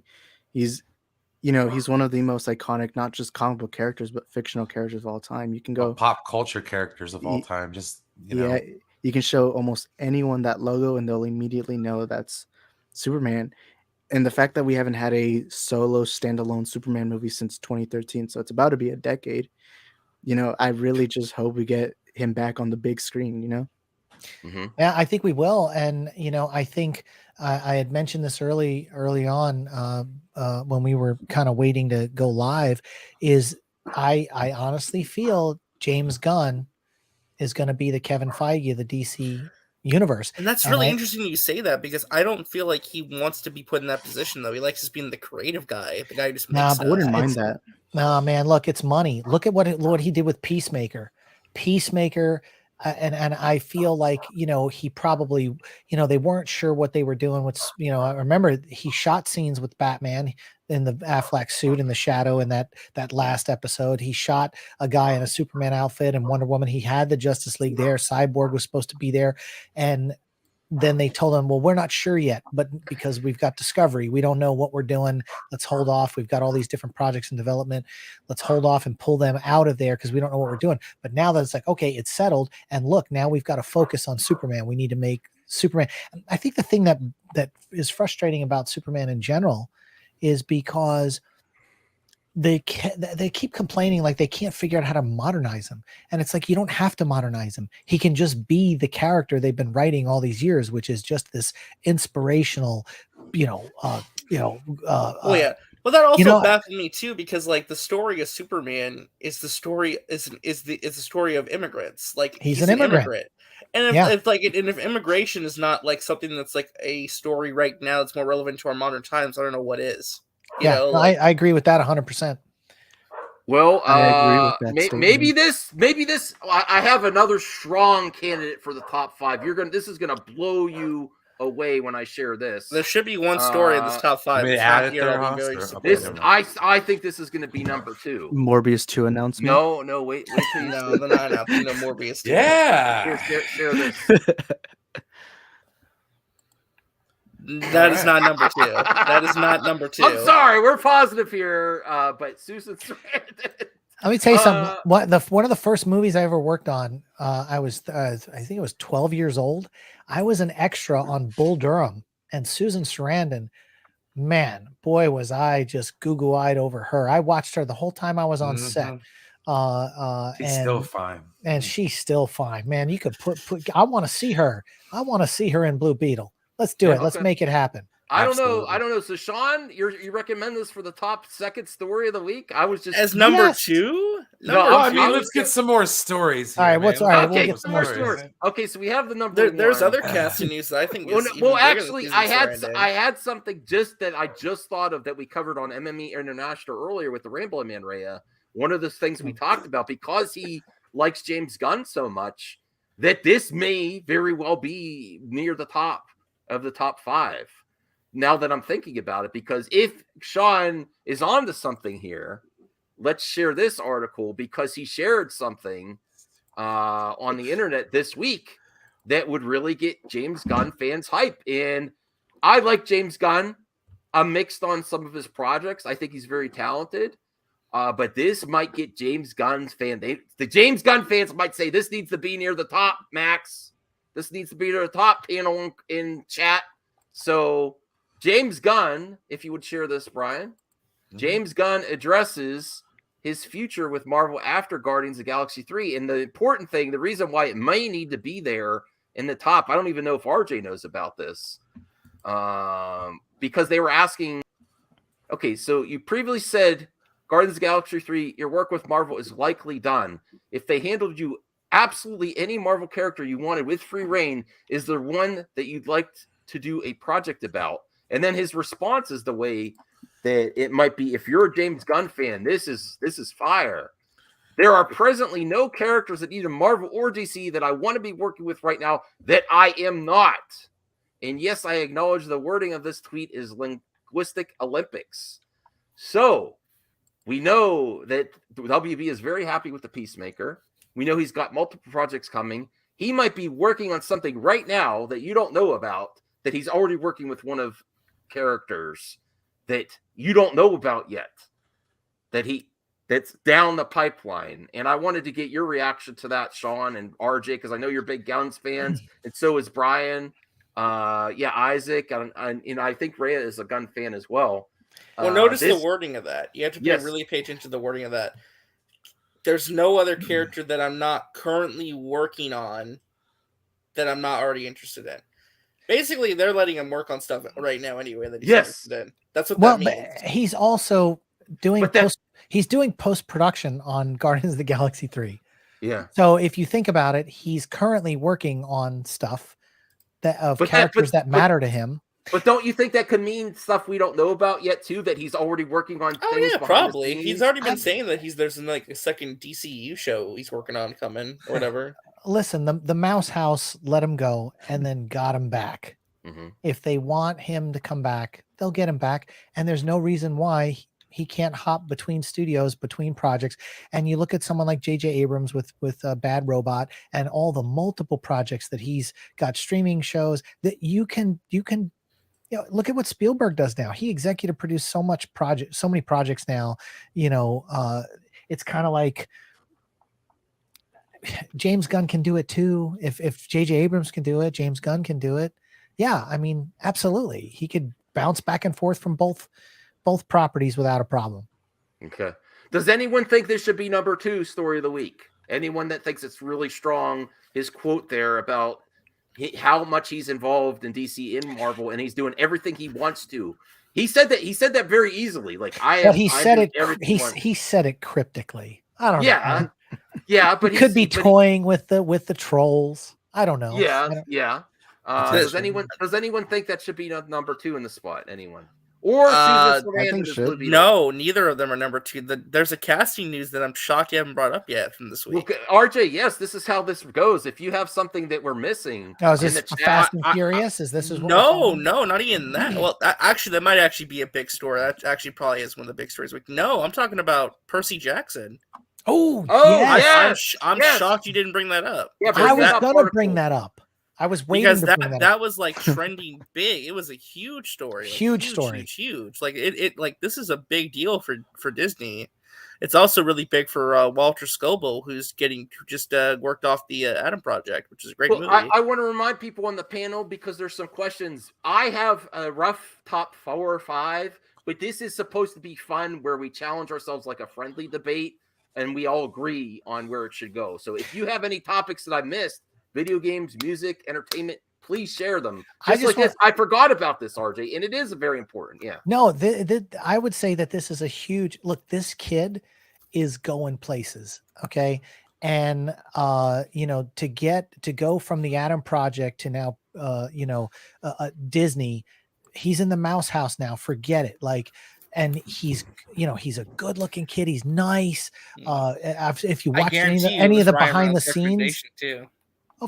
Well, I mean, did he need a recommendation? The kid was amazing in that movie. No, of course. Yeah. Who I would applaud? I'd applaud his agents, because I'll tell you what, the Percy Jackson was in development a long time. I have a funny feeling that they dumped somebody else that was already supposed to be the lead on that signed an NDA, and they brought this kid in after the Adam Project blew up. And I think years from now, we'll find out that somebody lost the role that was already given the role.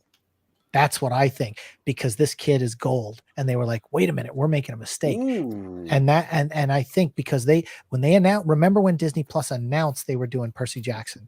It was big when they announced it. Yeah, it was big, and it was a while ago, before this movie even. And the Adam Project was this kid's first movie. Okay, yeah. So Rhea has entered the competition with an amazing story. So yeah, man. I'm sorry, Sean. I think that edges out Susan Sarandon for me. I'm sorry. Maybe she'll make the 5. The Godfather trilogy finds a streaming home, and then also, where's the article? I have too many tabs up. That's a problem here. No, I see it. I see the Godfather trilogy. I see it. It's up. Yeah, this one came out of left field, I'm sure. Like, it Oh, just look caught at that. my You get the radar. Marlon Brando headshot there. That's great. Nice. Yeah, I figured Isaac would appreciate this because I know he's into the Godfather I love films that. This is my as much as I trilogy. am. Part 1 and And- 2 are in my top 10 favorite movies of all time. So this And is what I what's find exciting. interesting Yeah. about this is that we'll get access to the 3 films in the trilogy, as well as the director's cut, the Godfather Coda, part 3, and it'll all pretty much be timed alongside the release of the miniseries about the production of the first film, like the article says. Yeah. So yeah, this is actually pretty relevant to what we were talking about, working in the film industry. And this miniseries is, centric around, the circumstances or the social climate of getting the first Godfather movie released, which I find really interesting personally because because organized crime actually did play a big part in, the story of how this movie, kind of entered into the or how they had to kind of curate the story according to some of the demands that organized crime was kind of pushing onto them at the time. Good Paramount Plus. I have Paramount Plus. Oh yeah, because those are Paramount movies, 100%. No, that's great that there's Yeah. going to be a Oh, yeah, they miniseries. are. What other great film, one of the epic film series, would you want to see a documentary of? This is up the top. Yeah, definitely. Yeah. The one that comes with the DVD set didn't do it justice. I'd love to see another one. And that, unfortunately, with the age of streaming, there's not been as many documentaries of behind the scenes stuff as when DVDs first came out. Yeah, It's not yeah. as prevalent as it was. It's great to see miniseries like this. And even though I'm not a big fan of The Last Jedi, I love that it came with a documentary with it. I really like that documentary. It also made me a little upset because I'm such a Mark Hamill fan. I agree, Chris. great. Godfather Part 3 was decent. I Yeah. like it. Well, I'm Yeah, gonna the- watch it again. Thank you, Rhea. I'm gonna watch it on my Paramount Plus. When you hear, no, Ray, I think this is really good, and I think it also will expose the movies to a whole new generation of people because it's streaming. Because a lot of people don't have the physical media like the people that originally. Because remember, this was in a box set of VHS. It was, and then DVD, and then Blu-ray, but people they haven't seen this, and I think it's definitely going to reach different generations, especially with the miniseries. And I'm interested in this. I love the Godfather films. The third one was but even Francis Ford Coppola said he did that film because he had a bad crop one year with his vineyard, and he almost lost everything, and they offered him $20 million to make the movie, so he did it because and so it's did he dial it in? I don't know, but he even admits that he did it because he needed the money, or he would not have really touched the franchise again. Well, But thank you, this is Postova huge. Trace, for the super sticker. So yes, thank you, Rhea, for sharing. This definitely needs to be in the top 5, I think. Hey, this and is gonna be a look, hard one. yeah, Bipolar Nobody. He's Chris nailed in our it. chat He's nailed this. bringing it up here. Yeah, he nailed this one here. This definitely, I think, is big news. Yes. All right. Even though I'm so watching that. yes, RJ, I think what was that series you said again? Percy Jackson. Percy No, Jackson. the reason think I it's bring great. that up, the reason Yeah. I bring it up is because again, the original book author Rick Riordan's involved, which is a really big deal for fans. I mean, this is a book series beloved by a lot of people. I mean, by all terms, I mean, I'm not trying to compare it to Harry Potter, but it kind of will be like a big fantasy series for Disney Plus that, if treated correctly, I mean, it has a lot of potential. I mean, again, when the casting news came out, that thing was trending for a while. People were really excited and really happy. And then you got the other casting news this week, which is also pretty big for Fast and Furious, which I know you probably wanted to mention. Family. Have you met Bree, Sean? Are you a fan of Bree? I have not, but I won't let my wife know. But dude, that's my crush. She's Rhea, yeah. I love The Godfather. She's gorgeous. Yes, she is. Yeah. Sorry, I'm very Jeremy happy. I'm agrees. very happy. Listen, Oh, Bree. we have to get more lady representation in the Fast franchise. There's been Michelle Rodriguez. Charlize Theron. I think they've Charlize done a Theron. good job of Yeah. bringing in, but some of the women have been villains. It seems Gal like they, Gadot. Well, Yeah. in the beginning of the series, if you go back, this Oh, yeah. series has gone so long. Most of the women in the series were dancing in between the cars at the very beginning of the Fast. Well, and Furious. no, I mean, like They I don't said, even like, race but anymore. they- It's very different. but they've done a environment good from job expanding the roles of women in the franchise. Again, Yeah. Michelle Rodriguez, Gina Carano, Gal Gadot. They've had like Charlize Theron. But the important question is, does this deserve to be in the top 5? Oh yeah, absolutely. I think because- it's huge. It's huge news for the franchise because if this is the last film, because they said that was it after 10, then anybody they bring in, and again, remember Dwayne kind of, poo-pooed coming back, so they needed to get some other excitement, which is sad. with the I project. wish Dwayne would come back. I think it's sad too. I will say my friend Nikki Griffin was in Fast and Furious Tokyo Drift. In the beginning scene when they did a drag race, she was the one, the kid from Home Improvement. Remember, he was like the punk that was drag racing with the other guy, and she came out and dropped the thing. Anyway, Nikki was in Tokyo Drift. She's a friend of mine. Oh, So, awesome. but I think this is big news. And remember, you got Vin Diesel is also in the Mouse House with Groot, even though he just says the one phrase over and over and over again. You've got Captain Marvel. You're starting to see where these franchises are pulling back and forth the talent because they know it's box office gold. All right. And And Jason Momoa is the villain. Oh Oh, yeah, are yes. you kidding me, Jason? I mean, yeah. Oh, I mean, there's actually, actually gonna be this is 2 the more 4th. movies. Oh man, I was They're trying gonna be to find Star 2. Trek. They're doing. Yeah, it's gonna be like a But Hey, I two-parter. give a hot take, and y'all can say if this is not going to happen or not for whatever reason. I think Jason Momoa is going to be cast as King Triton in the live-action Little Mermaid movie. He would be such a Would good be fit. so cool. Yeah. Aquaman playing King Triton. Yes. Did they already cast King Triton? I mean, I thought Yeah, they I'm wrapped not the sure. film I haven't already. heard They did. It's Javier Bardem. Yeah, they wrapped the movie already. Gotcha. Okay. Yeah. Well, these I thought this was exciting. Brave I'm New cool World, with that. Star Trek back in these character images from the crew. Strange New Worlds. But I'm curious because they've cast Captain Kirk. And I'm like, well, are they only going to have Pike in this first season and then does he die or go away and then they give Kirk? So for me, it's kind of like they're not even going to go a couple of seasons. Anson Mount's one of the big names. Of the crew, though. I have another contender for this week. Oh my God. Oh no. It's more than fun. And I am going to have to do some convincing on this. All right, one because, gets bumped. It's probably going to be Season Surrender and Black Blue Beetle. She's got, anyway. Oh, no. Young Rock. This show, the reason it's this week, is because this is the episode. No spoilers. You know Rock's career. Even Yeah, being but this is casual where he starts wrestling. This is when he makes the decision to go into wrestling after football and other things he's done throughout the first season. Then now it is getting so good. All you have to know is in this episode, he says you're getting called up from Vince McMahon, and then you get to see wrestlers from the past, people playing those wrestlers. It's just so much fun, and this is one of the strongest actors, the third oldest Rock out of the series, out of the 3 younger ones. He does such a great job, and it's one of the Rock's best projects. Sorry. What's the news story related to it though? That's the next one. That this episode is like a pivotal episode for the series, and it's gotten like the first season is good.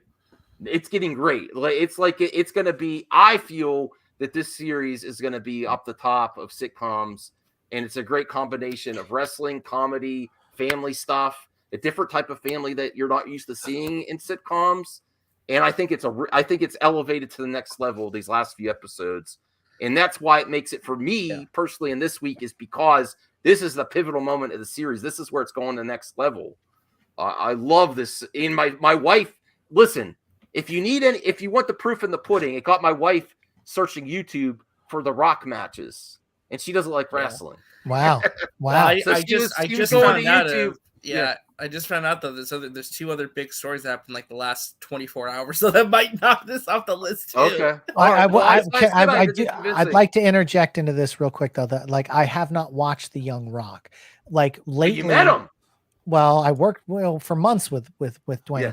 and then they had me go clean out his $5 million mansion they rented for him while he was here on an island. They there's an island, an exclusive island off the coast called Figure 8 Island. They rented a mansion for him, and I will tell you one thing, and I can't. It's so I go into this mansion and I keep seeing pairs of white socks everywhere, white socks. I kid you not. It was bags, trash bags full of white socks. And then I kind of put 2 and 2 together and I was talking to other people. I said, he only wears a pair of socks once and he tosses them. Oh wow. I don't know what the deal is with that. If it's socks kind do of feel the it's kind of best like on a the thing. It's kind of like, I don't know. I can't prove it. It was really odd that they were. So when did you, Sean? So that is when you set up the used rock socks on eBay. Never watched. No, so where can I purchase them? What the sock is telling? Do you know what the sock is? No, but it's funny because I had a pickup truck at the time. It was a Ford Ranger XLT with an extended cab, and everywhere the Rock goes, they send pallets of all his sponsors: whey protein, scales, outfits, whatever he needs. I literally had my truck because once he goes to the next movie, he's not shipping all that stuff with him. He leaves it and it just goes in the trash. It seems like such a waste, but I know these big companies. I must have had 100 things of whey protein that retail about $79 a piece, just stacked in the back of my pickup truck. And the production office, they said, and it was energy drinks. I mean, everything. It was stacked. I had so much, and I brought it back to the production office and everyone picked through what they needed, but there weren't bodybuilders anywhere. So I ended up just, giving it away to everybody at the gym because I do have to give like a 15-minute warning. At 11, we're going to be lounge only. The party's going to continue. So the show's not stopping, but we have to wrap up the top 5 before 11 o'clock is the thing. Okay. Well, all right. So the next one here is Wonder Twin Powers. I'm just not excited about this. I can't believe you brought this. I'm very disappointed. I brought it up. Top 5 Wonder Twins. Wonder Twin Powers activate. I think it's more the casting. Hold on though. The casting is why I brought it up because that's KJ Apa from Riverdale. I hate that show so much. Yeah, and that's supposed to help. No, the reason I brought that up, I'm sorry, is because he's been in trying to get a DC role for a while. Actually, he said he really wanted to play Nightwing.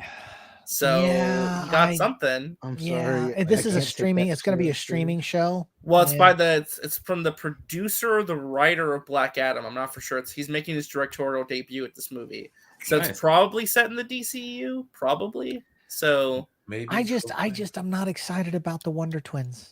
I'm just not.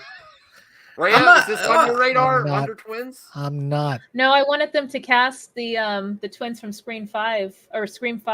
I don't know if y'all have seen that one, but I really liked their banter and their chemistry. Yeah, I don't know. I'm like, this casting doesn't really have an identity in my brain to be excited about, to be honest. Yeah. Okay. Yeah. Sorry, RJ. No, I just brought it up. It's fine. It's all good. Yeah. Now this I'm excited about. And here's RJ's last one here. This one is interesting. This one's huge to me. Yes. Yeah. I love RoboCop. I'm really looking. I hope Amazon might pump money into it. I almost prefer. I had a controversial take on my other show earlier today. I'm like, I almost hope Amazon buys it so they pump money into it instead of the rights just were bouncing around like Terminator franchise, because the Terminator franchise gets sold around, someone else tries to do it, and they just Now, the thing about this is Neil Blomkamp, who did, District 9, had tried to get off the ground a RoboCop film and wrote the script, 5. just like he did with Alien 5. He did the production work. They did the artwork. He hired a crew, and this is exciting because if they go back to him and they say, we knew you had a take on this, and the thing about it is. It was a direct sequel from the original film, so it kind of would not pay attention to RoboCop 2 and or RoboCop 3. And I talked to Peter Weller on Under the Dome, because he directed episodes on Under the Dome, because he directed episodes of Sons of Anarchy, and he was bouncing around. And so I talked to him and I said, would you ever go back to RoboCop? And he's already getting up there in age, but here's the thing: they only have to do his mouth and face. Like everything else can be done CG, like the Iron Man suit. Oh, you think he's coming back? And I have a feeling that if all he has to do is lay down audio tracks, because he's already laid down audio tracks for a Kentucky Fried Chicken commercial where they had RoboCop in a Kentucky Fried Chicken. He didn't have to step foot in the costume, but he narrated it and did the audio for it. There is no reason why Peter Weller couldn't. And if you've seen Peter Weller lately, he looks like the RoboCop face, because he's got no hair anymore and everything. And if they just wanted to do a digital scan like they did with Luke, and just put his voice in, and all he has to go do is spend 2 hours in a studio and knock out every line for the film, it's a no-brainer. It's absolutely a no-brainer. And they should have Peter Weller, and that would be the selling point. Peter Weller returning as RoboCop, and it's gold. Oh, I did have one more. Oh man, come on, man. Michael Keaton. Oh yeah. So now we have the hard part, and especially this is going to be really hard because we only have 12 minutes to decide the rest of the top 5. What should be number 2, everyone? Well, number 1, everyone agrees, is Warner Brothers Discovery DC Fall. I mean, that's number 1. I think, again, for me, I would say Percy Jackson's number 2. I feel like that's just like such big news for like the Disney front of things when it comes. I think that's huge. I think that's right. Okay, well, I will go around the panel. We'll get Brian, Rhea, and Isaac next. But I say yes. I think Percy Jackson. Where's this going to be? Which streaming service? Disney Plus. Disney Plus. That's the thing, because Harry Potter is done. And that's Warner Brothers. Fantastic Beasts is on its way out, unfortunately. And there's a lot of need for a young adult series like this. That's because there's some comparisons to Percy Jackson, and it's on Disney Plus, and it's fantasy, and mythology. Well, it's also a beloved book series that fans have been waiting. My age have been waiting. And it's a good review. For proper. So I'm gonna go number 2 as well. Sean, I think, agrees. RJ, Brian, what's your thinking? Number 2. Number 2, yeah, I can agree with that. I agree with that. Okay. Rhea, what's your number 2? Do you agree with RJ's pick for Percy Jackson returning to a series on Disney Plus, and the young actor from Adam Project being cast? Yes. Isaac. I'll be honest, I'm not a big Percy Jackson fan. Okay. Well, I like the casting. What do you nominate then for number 2? Brie Larson and Fast 10, just because I'm a sucker for the Fast Furious. Okay. All right. Well, unfortunately, you lose, Isaac, because it's 5-1. That would be my number 3, though. Brie Larson is my number 3. That's definitely big news. Brie Larson's my number 3 too, especially the way she announced it.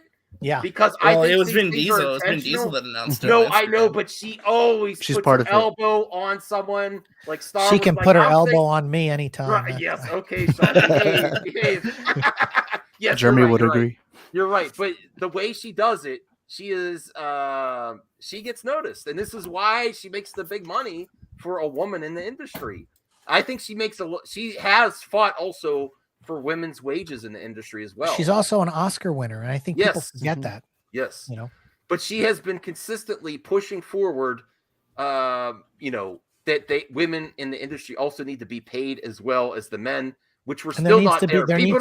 People still don't realize that it's still backwards sometimes. But they also still need more women on the shows, because I work on the shows and they're predominantly just males everywhere. Okay.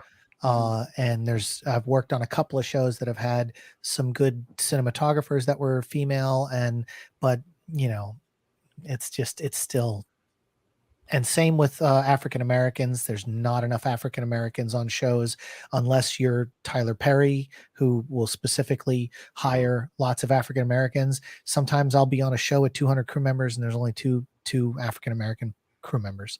And So So we're not as progressed as as no, we should be. absolutely not. Okay. Behind the scenes, we're not there yet. So Okay. I'm glad that Brie Larson pushes how she pushes. Awesome. So I think that's our number. That's our top 3. Are we agreeing with 3 should be Brie Larson and Fast 10? I'm cool with that. I agree with that. Because I also think it gets me more excited, like what they're gonna do with Fast 10 besides going to space. Like, oh, Fast with Brie? Yeah, I want to see that. All right. So what's number 4? I nominate the Young Rock episode that got my wife to watch WWE matches on YouTube, and she is not interested. It's so much fun. It's a great series. I'm almost thinking like it could be like almost like in the level of like Wonder Years or something. I don't know. It's just really good. I love it. I love this series. Can't praise it enough. I love a good sitcom. It makes me feel good. And I think it's one of Rock's best projects, honestly, besides his movies. I'm looking forward to Black Adam. And he's able to be a version of himself. He's supposed to be himself in the future where he's going on a presidential run, is the synopsis at the beginning, and he's giving his life story to a reporter. So it's I love it. And I just have nightmares of white socks, so I don't know. Okay. I would have kept the socks, Sean. Honestly, listen, I haven't seen the show, so it's just when I work 78 hours a week, I don't get a chance to watch a lot of network TV. So I can't vote on I can't vote for it either because if you have a recommendation for number 4, then what were the other stories? RoboCop. RoboCop has got to be. And we also saw Michael Keaton back as the bat suit. Well, see, I think Godfather is more important because look here, we've already Godfather. Look, here's the thing: we've already seen the Batman cowl in the Flash trailer. We've already seen the leaked Batgirl set photos of the stunt guy in the same suit that they just revealed Michael Keaton in. And the thing about the photo they released, it looks like it was a display lobby card that from a costume test. It wasn't anything in a scene, and it isn't anything really. I mean, the suit's tweaked a little bit from Batman Returns, and I'm a huge Batman fan, but like I don't see that in the top 5 because it's something we've already kind of seen. Okay, it's not a big reveal. Thank you, Ray. I'm thinking number 4 also should be the Godfather miniseries. Yeah. That is really a film franchise in that trilogy is legendary, and to get any more behind the scenes, something new. It's a new miniseries, right? They filmed it recently, so and along with you can watch it on Peacock. I would go for number 4. Sean, do you co-sign number 4 for the Godfather? Absolutely, miniseries? Yeah. Brian? Oh yeah, absolutely. Okay, Rhea? Yes. Isaac? Is that our number 4 spot? The Godfather miniseries? I would have put it higher, but yeah. I agree with that. I agree with that. All right, now number 5, our last spot. Gotta be RoboCop, man. RoboCop, it has to be. Yeah, it's gotta be. I mean, because that has big ramifications for Amazon. I had one more thing I forgot to mention. You got 6 minutes. You got 6 minutes. Yeah, I'll just bring it up real quick. See if it should even be in there. People might just. It's a good story. It might be just an honorable mention. We have top 5 and honorable mention. It was a busy news week, so I mean, hey, just because you're honorable mention, not a bad thing. There's still a lot going on, you know. Okay, it's about the Batgirl. Leslie Grace praises her experiences, talks sequel plans. So, I mean, with that though, it's like, listen, I'm excited for Batgirl. Actually, I'm looking for the movie. It's like, actress is really excited for her project. They're talking about a sequel. I mean, it's not really big news. It's not. You know who's talking about the sequel? Her agents. Yeah. Okay, because and of course she wants longevity. She doesn't want to just wrap it up in one movie. So she's pushing sequels. Agents are pushing sequels. I mean, like, remember, a lot of that is, again, and it's kind of goes back to Ben Affleck saying he wouldn't return as Batman. I call BS on that, because once Joss Whedon's out of the mix and everything started getting better and it looks like things are turning around, Michael Keaton said he would never return as Batman. And guess what? He's Batman in like 3 projects now. So I don't buy, I'm just saying there's a lot more that goes into it from a marketing standpoint. Hey, wouldn't it be good if we had sequels? Yeah, so I'd have another job.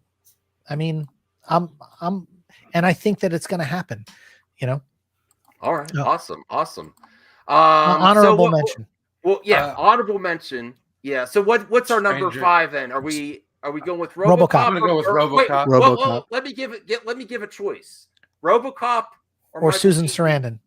Or we'll give 3 choices. No. Michael, we could do that. Each RoboCop, Michael Keaton resurfacing image him in the new bat suit, or Susan Sarandon Blue Beetle. I would go RoboCop. Sorry. RoboCop. Again, I was going to go Michael Peter Keaton Weller will Batman, even though I'm really, I listen.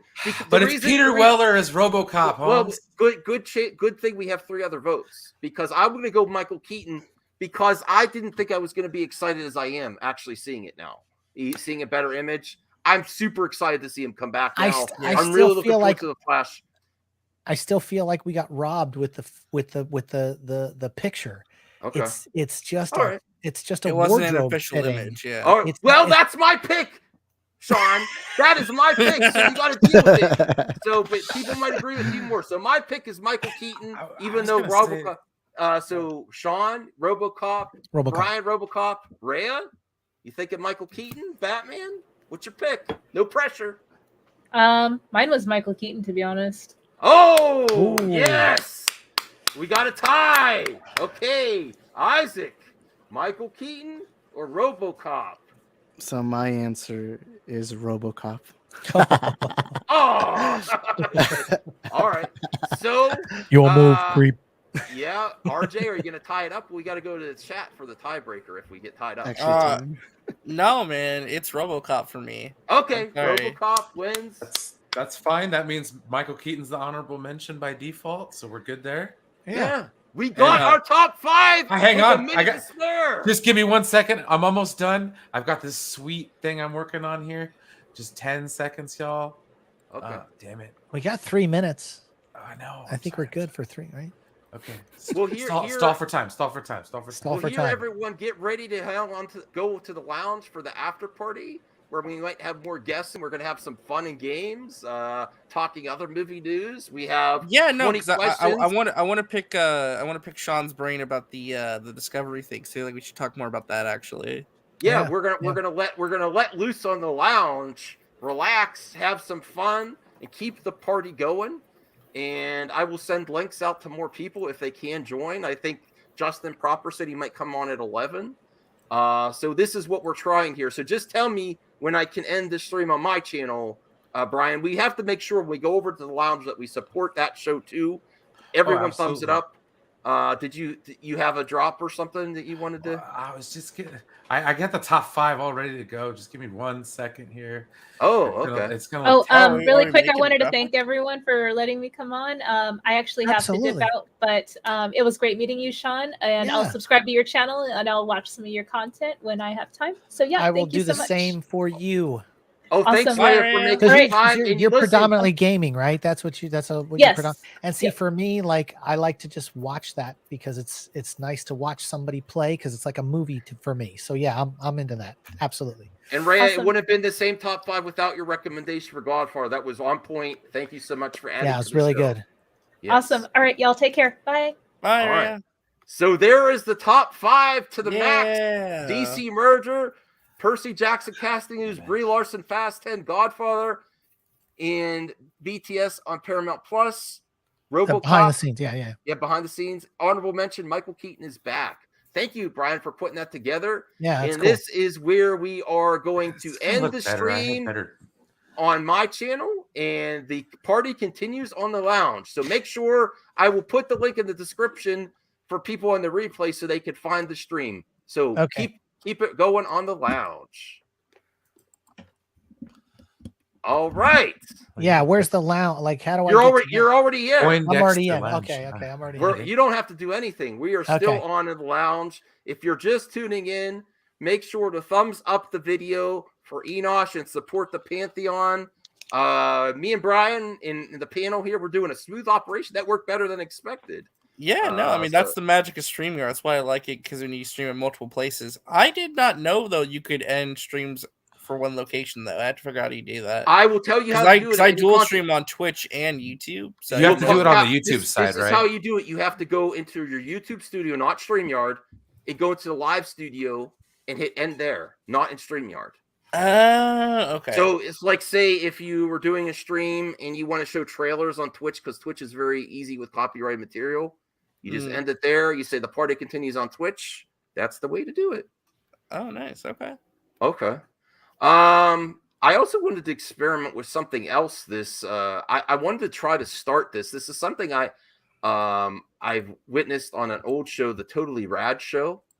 It's an old show back in the day, one of the first movie talk shows where they do flick chart, and you go and rate some movies and eventually work our way down to like a top maybe 20 movies of all of us together agree on it. Might be something fun to try. If you want, I'll bring it up just to give it a shot, see if we like it or not. It doesn't have to be.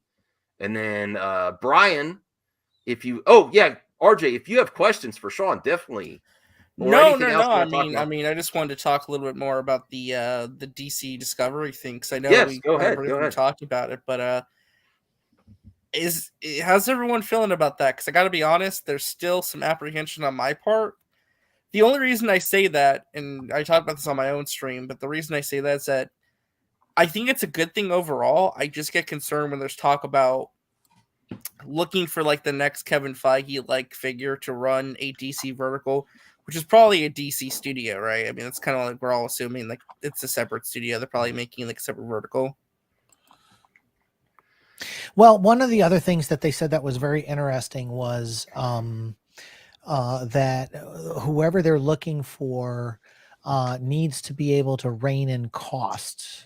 Yeah, they mentioned that. That was one of the things that was interesting to me. But the thing that concerned me a little bit was that they weren't looking. Zaslav isn't looking for a creative guru. He's looking for a business-minded person who can keep things running harmoniously. Well, and I think that's okay. I don't think. All right, so their strategy is a little bit different. Like Marvel was starting with,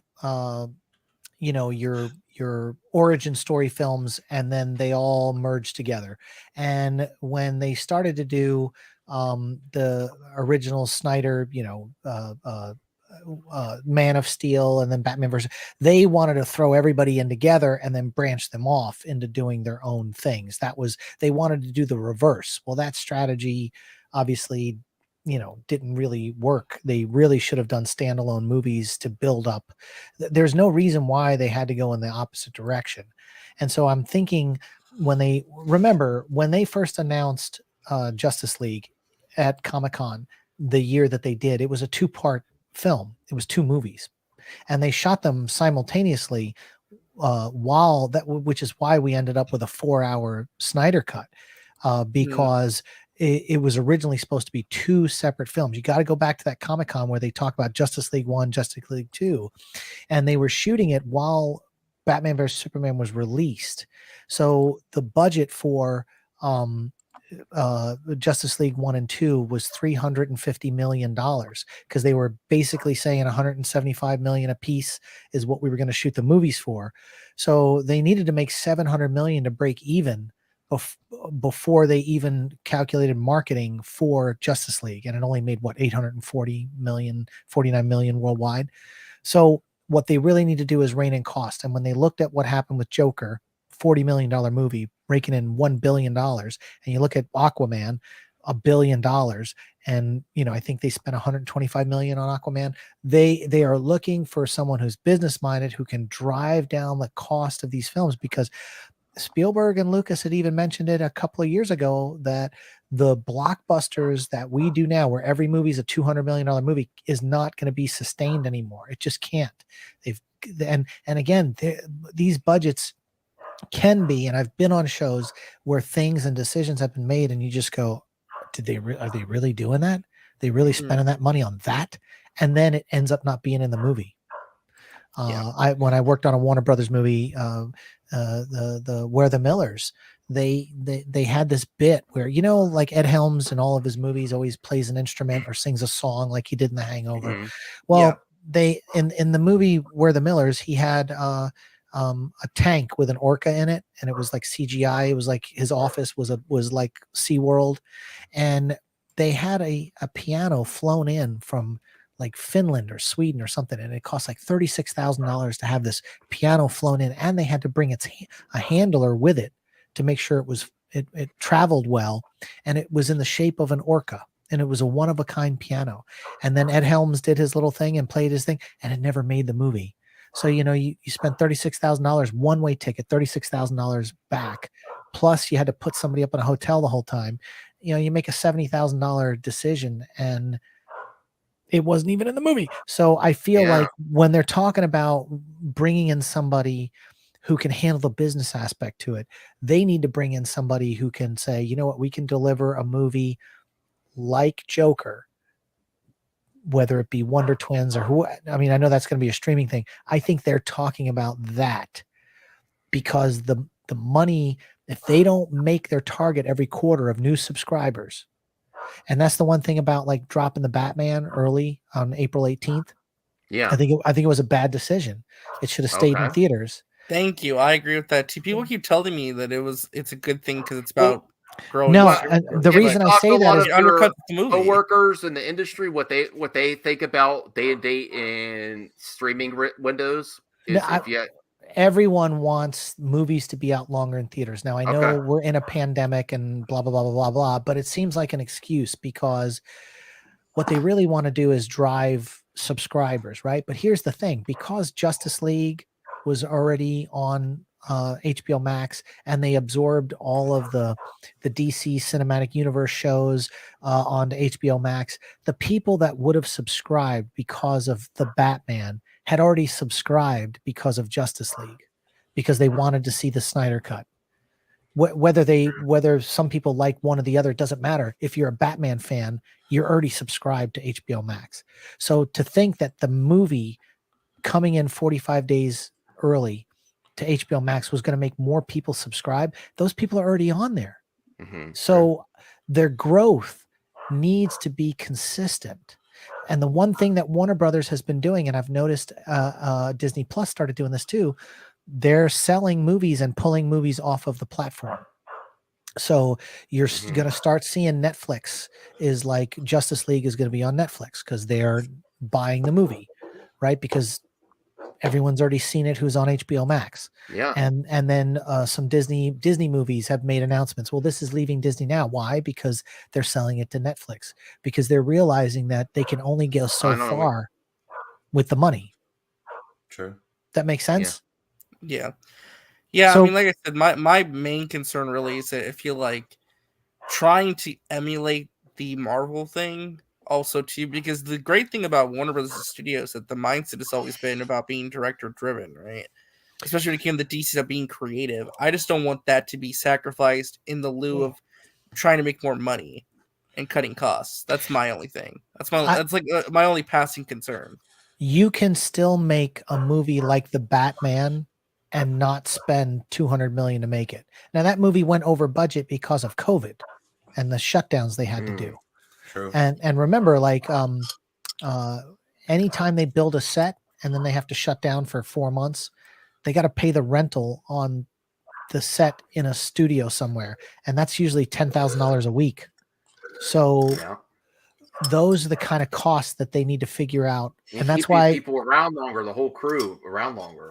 They all have to be, and if they're from different countries and they bring them all into the UK to go shoot at Pinewood Studios in the UK, then they're putting all those people up in housing. They have to give them per diem every day, 2 meals to cover 2 meals a day, cash. So it's expensive to make a movie. People just don't get it. But I think you're going to start seeing like what Disney did with The Mandalorian, the volume. You're going to start seeing big thing. Yeah, they're building one in Spain.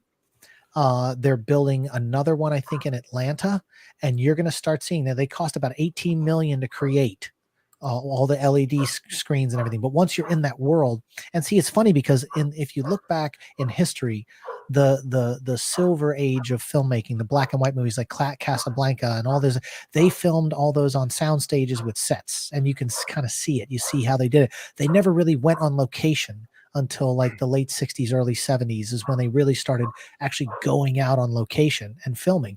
Most movies were made and self-contained on the studio lot. And I think you're going to see, because of COVID, they're going to transition back to that, where now you can make they never have to go back to Tunisia to go do the Lars Homestead, because they can recreate it in San Diego on the volume. They don't need to do it anymore. And they didn't for the Obi-Wan series. They shot the Lars Homestead on the volume. So, you know, I think we're going to see a reverse of that, and that will save costs, because shooting on location can be difficult. It can cost a lot of money to shoot on location. All right. And you need people that are creative, but you also need people to be able to rein people in. And one of the big things they don't say in this industry, and I see it on every show I work on, they don't tell people no. They don't tell the creatives no. They let them go, and they let them go, and they let the leash go longer and longer. Oh, and really? longer, Okay. And they really need to reel people in and say, you know what? You can't do that. Let's not do that. How do we make that work without doing that over there and do it here? You know, that's a problem I see all the time. And so you got to kind of have both. Okay. Cool. Yeah.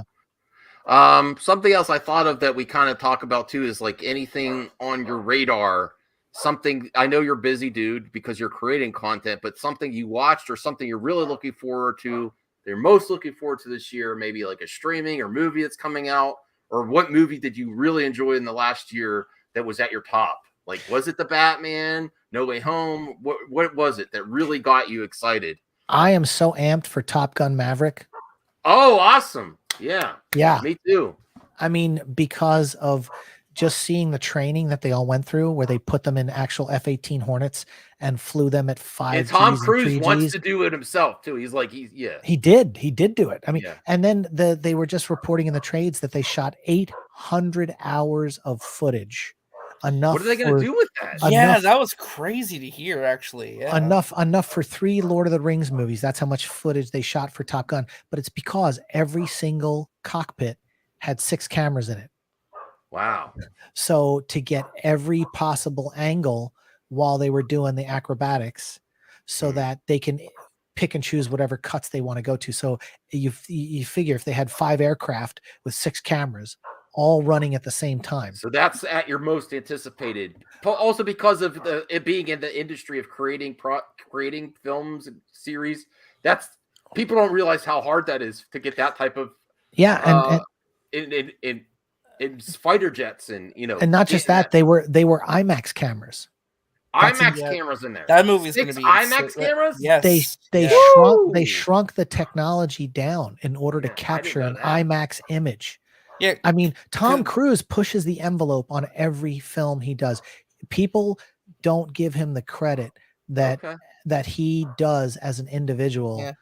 And they're shooting those 2 Mission Impossibles back to back too, and that's a rigorous shoot as well. Well, how did you feel when he had that little blowout on set, being under the industry and pressure, because he was one of the first ones to get rolling again, and he was under so much pressure at that moment. You can go back on my YouTube channel and find my reaction to his audio. Yeah, I loved every minute of it because people were struggling to have jobs then. Isaac, if you want to add to this too. No, I just wanted to say I remember watching Sean's reaction to all of that. Yeah. Okay. The one thing that struck me was that he put up, and again, like, he had spent $400,000 of his own money to put the crew up in like a self-contained bubble, kind of like what the NBA was doing, where they would put all them guys together, keep people working, and keep $400,000 out of his own pocket. And the people were breaking the COVID protocols. And again, like, when the virus hits, and he was, even when he was upset, he was on point to say he wasn't like, I don't care what this is our end. He was, because people were scared at that moment. They didn't know how long this was going to last. The industry, if things didn't happen, the industry could have collapsed. It did for nine months. It collapsed. He realized the responsibility on their shoulders, not just for the industry, but for this project. And everyone was looking at that production because it was one of the first to start rolling again. Absolutely. And remember, he was setting the bar for everyone else to go back to work. Yeah, they on probably all they the followed shows. his template. They were His template. following the template, absolutely. Yes. And so for him, any kind of failure was just not good. And I totally was laughing, and I could see him flipping out, and I was like, good, because you know what, like I know, not to get morbid, but I know about 30 people. I don't know, an old roommate died from COVID last year. Oh, I'm sorry for your loss. Well, it's okay, but I mean, I know about 30. I have 30 friends on Facebook that have all lost either a mother or a father or something. And people don't realize when you start hitting 1 million deaths nationwide, whether it's people that had comorbidities and, you know, it was just exasperated by COVID, you know, they didn't really die from COVID. They died from complications of diabetes and all this other kind of stuff. But these people could have kept living with diabetes or could have kept living with something else. But this is what took them down. And, you know, it's just, people were dropping like flies. As if you have 1 million people die in a country of 330 million, somebody knows somebody. It's somebody's relative. You know, it's just, you know, it's just the way it is. I think as time goes by, we don't realize how important a moment that was, because it's a huge moment for Tom Cruise. Yeah. Well, for the whole industry to get back to, you know, he didn't have the answers then. He said, this is what we're going to do, put up his own money. And that was a lot of pressure. And yeah, you have to get insurance too. I think it was the thing he said. You know how much I have to make sure that everyone's following the guidelines so we can even get insurance on this product. You can't keep rolling if you don't, you know. Yeah, and then he's battling the insurance companies now with that because they owe like $100 million to him, but they only want to pay 10. Because how do you feel about the lawsuit also too at Paramount over the streaming thing for Mission Impossible, where he doesn't want it to be on a shorter theatrical window? Yeah, I think look, if Tom Cruise brings you franchises that make billions of dollars, you listen to him. If he says, I want it in theaters 90 days, you listen to him. Okay. Mission Impossible is a franchise that is not going to drive better too. It's getting better. Every movie gets better and better, but it's not enough to drive people to Paramount Plus. It's not. You need to recoup the money in the theaters as long as possible. And that's why these movies kept shifting and pushing. I mean, you know, this last Jurassic Park film, they spent $5 million in testing and PPE. That's a huge number. $5 million as a line item on a budget of $180 million or $200 million. That's $5 million on testing for all your crew for 11 months, because that's how long it takes to make those movies. You know, when Iron Man 3 was here in town, they were here. It was a 65-day shoot here in my hometown, and they were here for 11 or 12 months, Marvel. Oh. So, you know, how can we convince these younger generations to get a Top Gun? Because my pal Isaac loves movies, but Isaac, have you watched the original Top Gun yet? Oh, hell yeah. Oh, you have? Yeah. I thought you were the one that said you didn't. Someone did. No, that wasn't me. I did say I've never seen Star Trek, though. Sorry, Star Trek. Okay. The motion picture? The motion picture? Anything Star Trek related. Oh, well, you know, I mean, I'll try getting into it. You've got time. You've got plenty of time. No, but you, Sean, you got my hype level up for this. Dude, I saw Maverick, or I saw the original Top Gun in the theater. I remember crying as a kid when Goose died. And I just watched the movie last week with my wife as a refresher because I knew May 7th is coming around the corner, or I think it's May 7th is when the release is. And I'm going to try to go down and see it in IMAX. And I'm really hyped for the movie because I was hyped before the pandemic. Or you think people are going to be shocked that it's going to do? You think it's going to do well based on what we've heard? It's going to do extremely well. I think it's going to do well. The only bad thing somewhat against is that it's opening up Memorial Day weekend, which is kind of hit or miss. But I think this one's going to be a hit. I think this will be a hit. Yeah, I think it'll be a hit. All right. Well, I have to ask too because I saw the video on your channel. Race Randolph. I have to ask because she mentioned, I don't know if I haven't watched your video on her, but she made a video talking about this Warner Discovery thing, and she mentioned the talk in the industry is that about the Snyder fans and the Snyderverse stuff. I mean, as someone who's worked in the industry, have you been privy to those conversations about the work of Zack Snyder in regards to his DC stuff and like whether the Snyder Cut was successful or anything? All I know is that, when it comes to, I will say this when it comes to Grace. I think Grace had gotten called out because she had done a video years ago when the Man of Steel came out that said, you know, David Goyer and when it came out of the gate and it didn't make big money right off the opening weekend. It made big money, but it wasn't big. Her video had said, you know, Zack Snyder and David S. Goyer need to go. And so, but all of a sudden, you know, now she's had, you know, Zack Snyder on her channel and she's a big Snyder fan, you know, but she does think the Snyder bros do push it a little bit too much. And I think they do get a little crazy, but some of the stuff they've been able to pull off, like billboards and planes flying over and then to see, you know, the executives at Warner Brothers in the Oscars in the crowd there, literally like the camera like shined right on what's his name when that moment won the Oscar for The Flash, which I think, you know, remember that was fan voted. I still think Avengers Endgame was the big scene that should have won that, or Spider-Man No Way Home. Yeah. But hey, they voted. It was voted. They were motivated. And again, like, I think like it's not a small minority, but it's a minority that screams the loudest, that makes a lot of, and so, yeah, I think they can get a little stupid. Like, I wasn't a big fan of the Batman. I made a couple of videos about it because I had problems with it. You know, mine was more of, like they held on shots too long. I felt it dragged. I felt like it could have been more so with the pacing. I felt it could have been a 2 hour and 15 minute tight, action-packed, really good paced film. And I thought a lot, you know, I think they missed again, because one of the things I keep hearing is, you know, they're like, well, it's only made $739 million and you know, it should have made $1 billion. I think it should have made $1 billion. And one of the reasons I think it didn't make $1 billion is that there was hardcore fans that love the movie, but they didn't go to multiple screenings like people would do for Star Wars or other properties because of the length of the film. And also it wasn't, and I'm not saying it needed to be a kiddie film, but it wasn't kid friendly. So even though in Target and Walmart, they're selling toys of the Batman, the movie is, I mean, dude, it's like the Riddler killed people with a carpet, you know, tool, you know, it's like the way he did it was, you can't bring 13-year-olds to that, 10-year-olds to that. Sure. And you could bring 10-year-olds to see, you know, Superman and Wonder Woman and Man of Steel. Like they weren't. Well, the line of thinking though too is though real quick is that I mean Joker made $1 billion, although I think that was an outlier. Yeah, I think it was a little bit of an outlier, you know. So for me, I think, but here's the difference.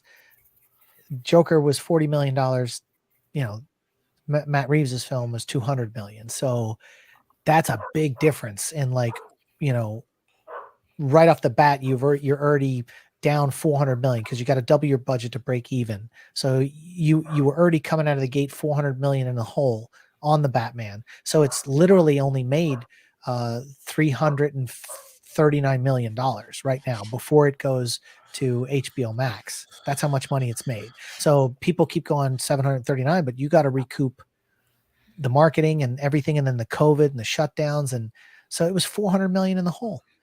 And I think again, that's when it goes back to, like we were talking about Warner. They need somebody who needs to make sure they're not $400 million in the hole when they drop a movie in the theater. And sorry, I got off on a tangent. I'm trying. No, you're fine. I mean, Silent Scotty put it. He used a little more direct. I don't think I was asking if like Grace is a dirty, rotten liar. Oh, but Grace.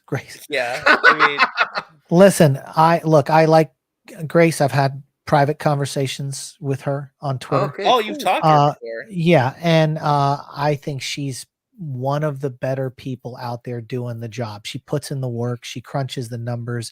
Does she get everything right? No, but neither does anybody else. Well, no one in the scoop game, because things change in the industry. Yeah. Is this something you could be revealed to the audience of how people have plans? There's projects at studios going forward, and then stuff changes all the time. Well, also I remember, I'm trying to think of a situation where I worked on a show that had all shows have art departments, and they had created a bunch of fake art.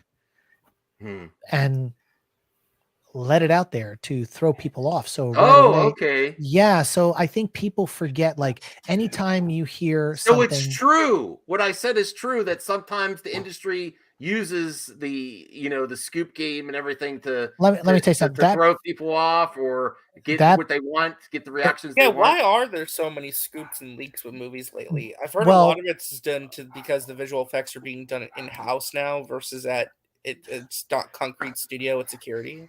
Well, Is that why, or is there more to it? If you look at, well, first of all, Marvel puts spyware on all your computers. So if you work for Marvel, they have a whole security division. So my friends that worked on Iron Man 3, they add a thing so they can see if you send anything out. Everything's watermarked. Scripts are watermarked. Like I'll get a script for a show, and my name is watermarked across it. Yeah. So if anybody Perfect gets example, when the No Way Home trailer leaked, it was watermarked with the name of one of the women who worked at the VFX company. Was Celia Lamouchi, I believe. And the other, when that happens, remember, if you watch any Marvel movie or any visual effects film these days, there's visual effects in Japan, there's visual effects in Saudi Arabia, and they're taking, okay, this visual effects house here. I had a friend of mine work for Evil Eye Productions, and they do mostly buildings, and they work on the Marvel stuff and everything. So anytime you've got a character like Spider-Man swinging through, well, you got one company working on just Spider-Man, then you got Evil Eye Productions building the building facades of New York all around it, and they're working on shots on this coast, and they're working on shots, and they're all doing it via satellite and downloads, and oh my god, it gets crazy. So but when Andrew Garfield, that picture leaked with his arm on the pole with the blue screen, and he kept saying it was deep faked, people need to be completely aware that was a targeted leak. Okay, there are certain things they put out on purpose because free marketing, because they don't have to pay to have it go viral and put millions of eyeballs on it. So people need to really pay attention. Something else was like, oh, what movie was it recently that it was like this was leaked? It's like, no, it wasn't leaked. That's marketing, dude. They knew exactly what they were doing, and I'll try to put my finger on it. But John Campea with the Toby stuff, he's one that I. No, get no, into it. You got RJ. You got RJ. No, you piqued my interest because John Campea, his story with that Tobey Maguire and the picture, which was in the movie. We don't censor here, so it was in the movie. He said that somebody emailed it to him with a bunch of other stuff, and he shared it, and he put his own watermark on it because he thought it was like a fan edit because he posted a fan edit before. No, I mean, I believe he does have some contacts because he did work in the film industry for a short amount of time before he, started working for AMC and all that kind of stuff. Yeah, I mean, he knows people, and there are people. I mean, I've leaked stuff to other bigger channels that I know they could run with it, and I wouldn't get in trouble. So, I mean, I just don't understand. Like, that was the thing that baffled me when the John Campea thing happened. I'm like, even if you don't know if it's real or not, you think it might be a fan edit. One, don't watermark something that might not be yours anyway, even if it's a fan made thing. Yeah. Right. Yeah. And like his name became associated with the leak because it's his watermark. Right, but then everyone saw his name. His that was press for him. His stream blew up. He got a good jump in subs. That Well, Sean, I have to do my reporter duty. Say only what you want to say, but let's give. I saw this webpage. Give a little thing about John Campea. You're like, oh, you kind of like, go ahead. Don't throw so much shade, but yeah. No. The only thing I would say is I feel like he's more wrong than he's right. Oh, but he's so convincing with his delivery on how he feels so confident about things. But if you kind of go back and look at a lot of the things that he either guesses or thinks going to happen or what he's hearing, it's kind of like, it could be less than 50-50 on some of his, That's why I take his maybe it's intentional theatrics, I mean, the thing I would say about John Campea at least is that I don't really take his predictions on stuff at face value, right? I just kind of like take it for what it is. I do think he puts on a good show, though. I think like lately his show's gotten better. I think he surrounds himself with great people. He Like surrounds himself with great Robert people. Meyer I know. There have been some videos in the past of him saying some racist stuff. I've seen it. I've seen the racist. Oh, stuff. that video. Yeah. Yeah. Which So- Transformers review? Transformers or the other 2. one? Yeah. And I just kind of, sometimes when I'll tell you what, like for me as an actor, my agent, when I talk to my agent, I tell him, I said, I don't want to do any, I don't want to do any, do you guys know Peter Jurasek, who was in Babylon 5? No, not me personally. He played the character that had the thing over the head. Oh, okay, yeah. Yeah, Babylon 5 was a friend of mine, Peter Jurasek. He goes all the way back to being on Hill Street Blues, and he was offered a part on an HBO series, and he had to drop the N-word, and he turned it down. And this is a guy that's been in the business for decades, and he said, "You know what, Sean?" He said, "I never want to do anything that my kids or somebody could pull up later and just make me look bad about." So, and I've got friends I got a friend of mine that was in the Green Book. Do you remember that movie? Oh yeah, Mahershala Ali. Yeah, And he played a Morrison. cop, and he had to drop the N-word, and I know it's a historical movie and stuff, but I was always turned off by anything like that, and I always would tell my agent, if there's a white supremacist or if there's a plantation owner, and I don't want to read it. I'm not interested in any of that kind of crap, because some of that stuff can haunt you. And Well, it's haunting and it's challenging. It's very challenging to put yourself in the mindset of such a hateful person like that. Absolutely, Very but difficult. but also when you look at John Campea and when he said the things that he said, you're kind of like, dude, that's going to be on. It's almost like when Jim Carrey was just talking about the slap, where Chris Rock got slapped by Will Smith, and he had said, the next day I would have announced that a $200 million lawsuit against Will Smith. I have to be right back because Callie is driving our neighbors crazy in the basement, and she is barking out the door. No worries. I'll be No right worries, back. man. She is barking outside the door, and our neighbor's gonna get mad. Why don't you let her in so she could be at your feet? Because Yeah, she barks here. Callie still barks. Oh, okay. She'll just bark at his feet. Yeah. Okay. Callie's a lovely dog, though. So my only thing is like that kind of stuff will follow you, and it, and again, but again, I think if you go back in anyone's Twitter feed or anyone's YouTube channels to the early stages of stuff, you'll find things that you can pick and say, "Oh, look at what he said here." And I'm sure. I mean, I did a Terminator Dark Fate rant, but I didn't go at it from the perspective of it being woke or anything like that. Mine was just a terrible film, and I think I dropped the F-bomb 112 times. Somebody counted in my set, said, "Dude, what?"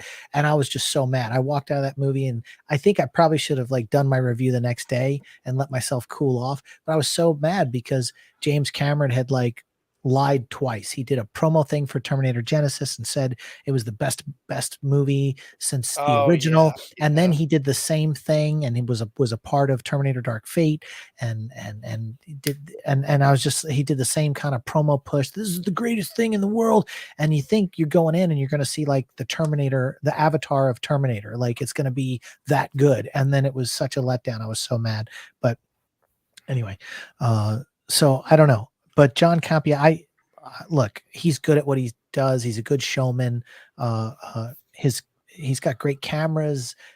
He's got a new office. I saw this the other day. He posted on Twitter that they're moving into a new office space. So he's making enough money that they can keep, expanding. And good for him. Well, Sean, I also want to give a reminder to everyone here. I think we might do a 30 or 45-minute cap on the end of the show, because I do know also Brian dedicates a lot to this show, and he's a worker man. He might have I don't know if you're getting tired, Brian, too. Yeah, I saw you yawn, Brian. I don't No, because this is great conversation. I have been up since 5, but I am down. It's cool. Okay.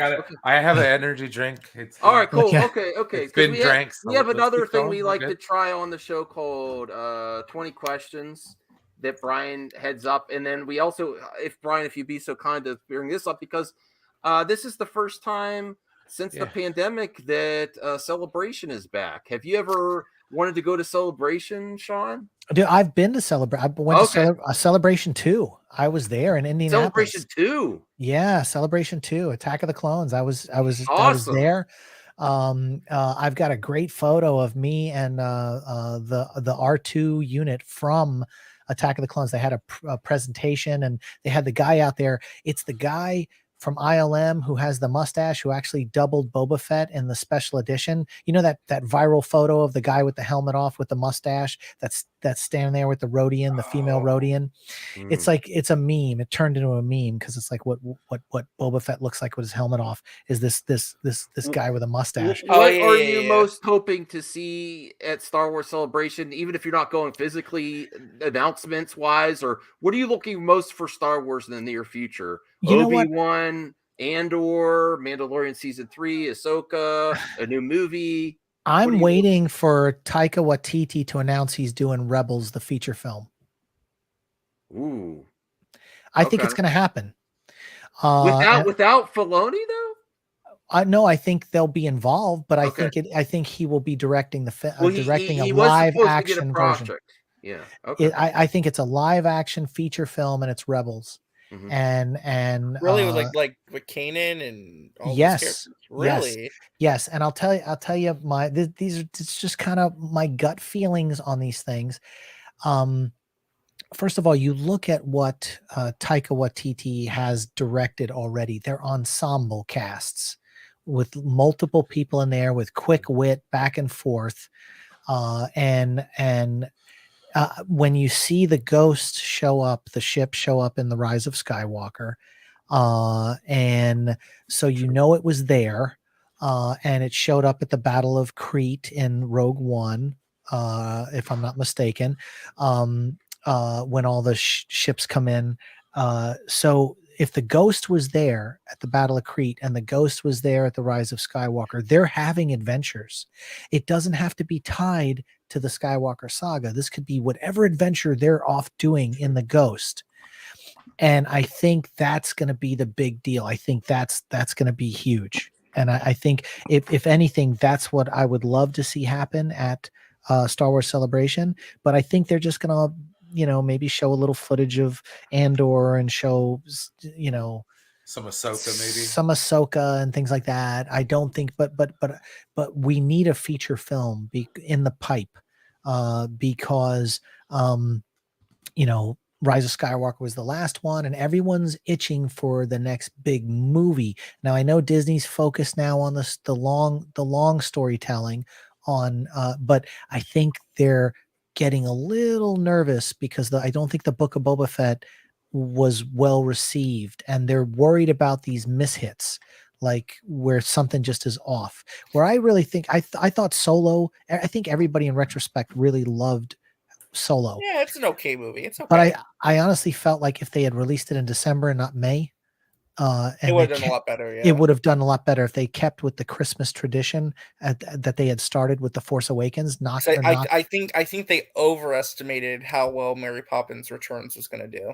Oh, I think that was why. Dude, that was so bad too. I went and saw it. I never watched it. I went and saw it, and I was very disappointed. Because you had Emily Blunt, and I did a movie with Emily Blunt, a movie called Arthur Newman. It was starred Colin Firth and Emily Blunt, and she's absolutely fantastic. And I thought when they cast her as Mary Poppins, I was like, oh my God, she's going to be perfect. This is going to be great. And the movie was so flat. And they really thought that was going to be their big bread and butter that Christmas. And it really wasn't. And they were wrong, dead wrong. And so, it's a shame. It's a shame how all that played out. But that's, if anything, from Star Wars Celebration, I would love to see them announce Taika Waititi's directing Star Wars Rebels, whatever adventure they're going to have. Yeah.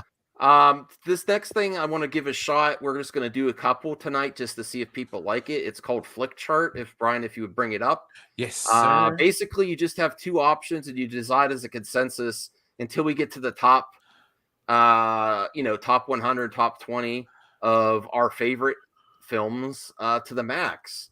Now this may need updated. I have to check. I have to do more research on this. Like, I thought we'd picking like between movies to see what ends up. Yeah, and then at the end, it shapes your top 100, and then I think you can add new movies too. I have to do more research on it, but I thought we could just do a few to try it. Yeah. So I haven't watched 25th Hour. I've never seen that. I've never seen the 25th Hour. I've seen Austin Powers though. I Hey, could, Ryan. I Too could, many times. Hey, what's up, dude? I could give or take any of the Austin Powers movies. I'll put. I haven't seen that. See what happens. Okay, Miss Little Miss- Sunshine versus Goldmember. I would lean towards Little Miss Sunshine. Little I Miss would lean Sunshine. towards Little Little Miss Miss Sunshine as Sunshine. well. But I didn't see it. But the Ah. majority of us, we're not going to do that forever because there's 6. Goldmember was awful. Sorry. Okay, so we'll pick Little Miss Sunshine. Now you got Stephen Carell and Saving Alan your Arkin. choice. Paul See Dano. how this could Spider-Man. be fun? This is could be such a fun. weird combo right here. No, it's a random generated thing. It's not like Oh, okay. intentional. Right, The So- Great Pumpkin Charlie Brown is way Yeah. better than Spider-Man 3. I'm Sorry. picking Spider-Man 3. I hate Yeah. Spider-Man 3. Well, I that's want the my money that's back. that's the 1966. That's the original. the That's OG, the original. dude. Yeah, it's You the can't beat the OG. But, like, All right, well, we have to go down the panel now. I'm picking Spider-Man 3. Sean? I might have to go with the Great Pumpkin Patch. Okay. Brian? Yeah. That's the Great Pumpkin. You guys know my thoughts on Spider-Man 3. RJ? I like Spider-Man 3 in retrospect after all this time, but I'm sorry. It's Great Pumpkin Charlie Brown. Like, it's a classic everyone watches every single year, even after Yeah. 1966. All Yeah. right. Isaac? Are you still there, man? He probably went to take a water Oh, break. Krypton's core. Out of these two, Yeah, the number two. the Great Pumpkin, Charlie Yeah, Brown. heck Okay. yeah. Spider-Man 3 Jimbo. sucks. Jimbo. Yeah, I'll probably go Charlie Brown. Charlie Brown. Okay, Anthony. Charlie Brown, Spider-Man 3 is garbage. Oh, Facts. Justin, Facts. are you They there? really brother? screwed up the Venom thing. Come on, we Oh, know it they was- did. That's hard. Well, Yeah. I'm grateful that Raimi's back working with Marvel now. Justin, are you there? Yeah, hey, didn't know everyone was going to join at once. Oh yeah. Well, we have our good friend Sean here. He's a great YouTuber. Works in the industry. He has some great stories. Really fun guy.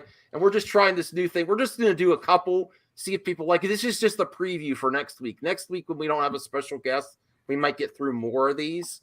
It's the shape. It's the shape your top 20 of all time. So if you had to pick one of these, which one would you pick? Spider-Man 3 a better film, or what would be your favorite out of these two? I don't even know if you compare these. I guess. It's a randomized thing. Yeah, that's right. Okay. Well, I hate Charlie Brown, but I'll go with him. All right, so Charlie Brown, that's saving. You're like, it's not as much as I hate- okay. Ooh. The Dark Knight, Interesting. Boiler Room. Oh, dude, I've the- never seen Boiler Room. Dude, the Boiler Room. Let me just tell everybody should just go on YouTube when they have time and watch the scene with Ben Affleck in the Boiler Room. It is the Okay. it is the quintessential salesman. It goes down like with Glengarry Glen Ross with Alec Baldwin. It's an amazing film, the Boiler Room. But I'm going with the Dark Knight. Dark Knight. I haven't seen the Boiler. Anyone else that has seen both? I mean, hey, Ashley. Hey, what's Ashley. up? Hi. Hello. Hey, Hello. Ashley. Brian, if you could put this down just for a moment, so we could get all the new people to say hi to Sean, so they could. Yeah, nah, Just no problem. we'll bring this up in a second. There we So go. we got There a we full go. panel now to say hi to Sean. Has everyone liked the interview? Getting to know Sean O'Rourke. Hello. Hello. Hey, Sean. Hi. He's a great dude in the Hello. industry, and Hello. he's A a lot of fun. YouTuber, a critic, is- and a creative. It's very nice to meet you. Yes. Thank you. You're Yeah. welcome. Okay, so Ashley, Jimbo, if you have any questions, I don't know how long you guys have been watching. If you have any questions for him, you don't have to say now. I don't want to put you on the spot. While we're doing this, if anything comes to mind, just say, "Hey, I got a question for Sean." But let's Yeah, bring sure. that back. Let's bring that back up, Brian, to do Yeah. a few more. I think this is fun, actually. Yeah, this is pretty cool. And I do have my 20 questions. Oh yes, we have ready. a 20 questions ready later to end the show, and so in just final chit chat. So I haven't seen the Boiler Room. Has anyone else seen the Boiler Room on this panel?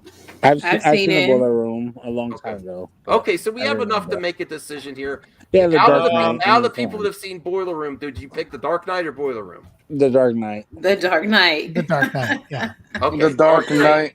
Official pick. They need better choices here. Yeah, Well, I know, that's it's kind of great. hard. As you go deeper into this, this is an old website. This is back in the day. As you get deeper, the choices get harder and more interesting. But this is just the start. So each each week I will log in and we'll keep doing more, and then you can add more. Wow, it's really taking a long time to save that choice. All right, loading.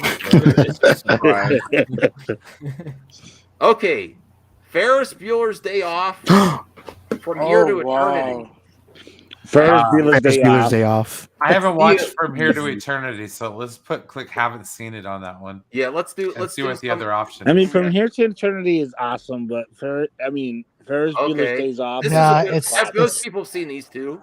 Yeah, Jackie Brown versus Ferris Bueller's Day Off. I saw Ferris Bueller in the theater in 1986, and Me too.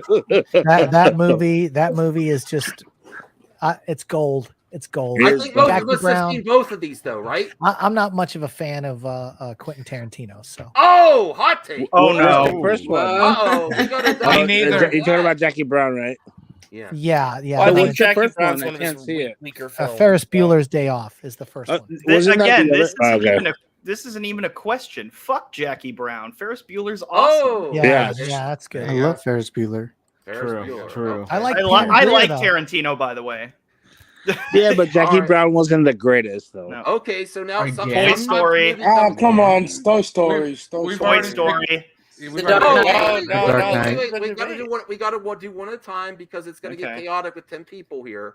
Oh, yeah. This is a hard one. This is where this site gets fun. Well, we've already did that. They're both. though. Yeah, Wait, what's the website? Flickchart.com. You can make your own. I think I'm gonna still go with the Dark Knight on this one, even though I would go the Dark Toy Knight. Story is good. Me too. Yeah. All right, Brian. Toy Story. Okay.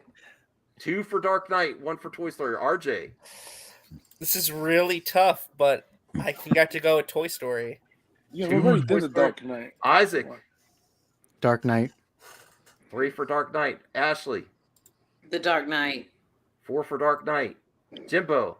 Toy Story. 3 for Toy Story. Anthony.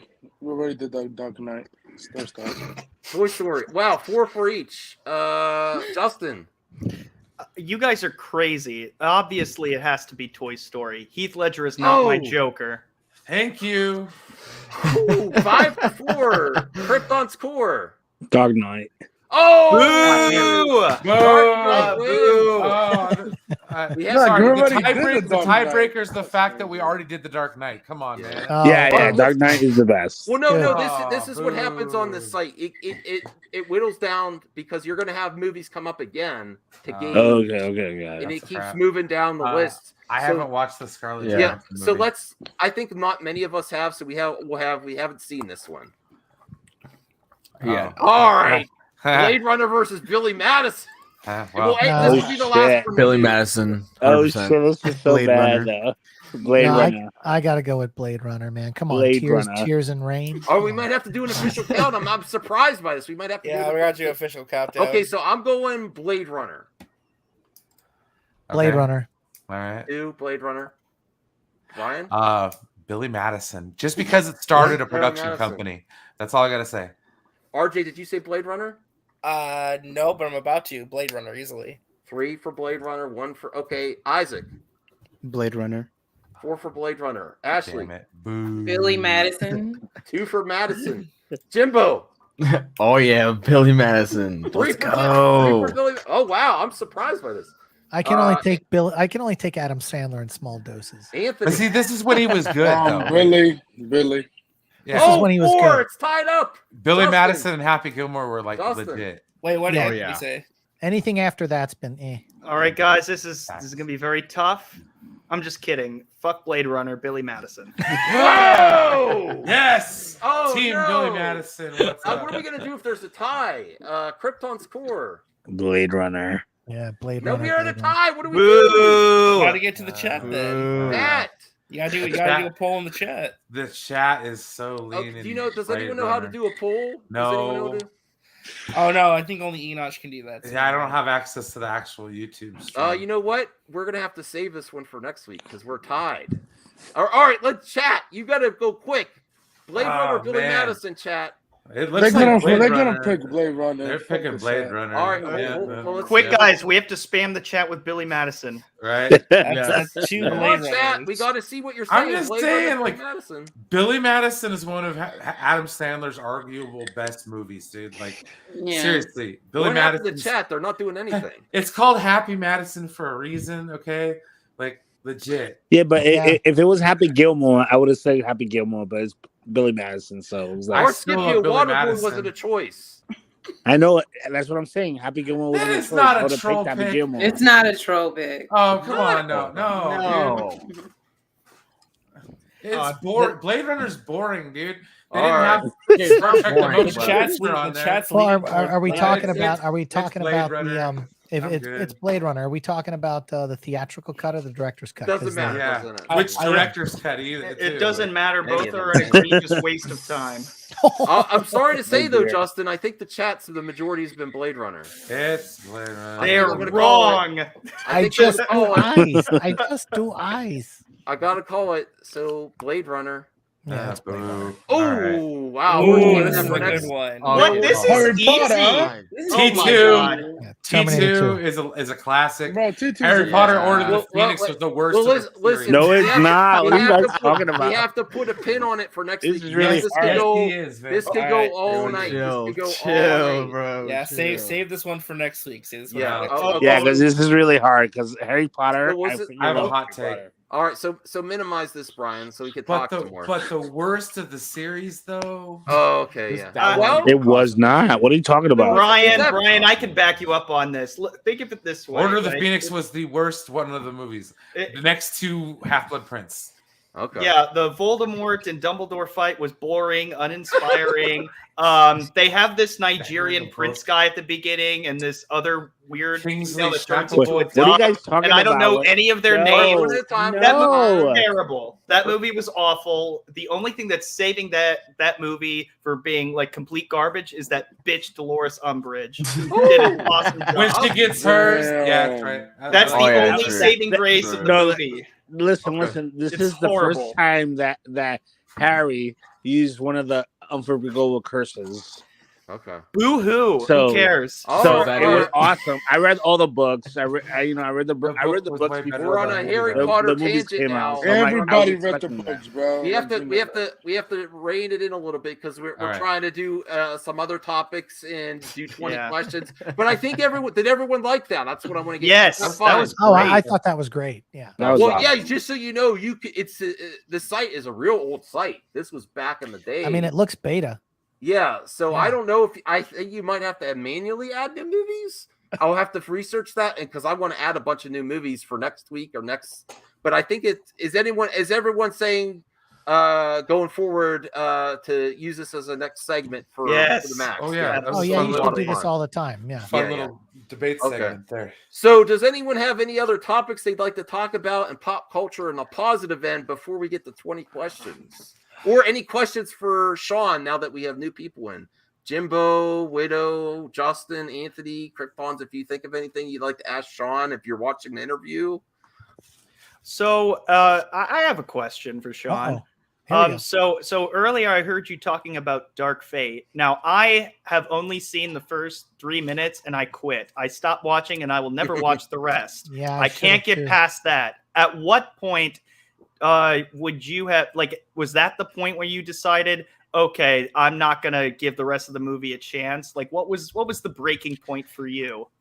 You know, I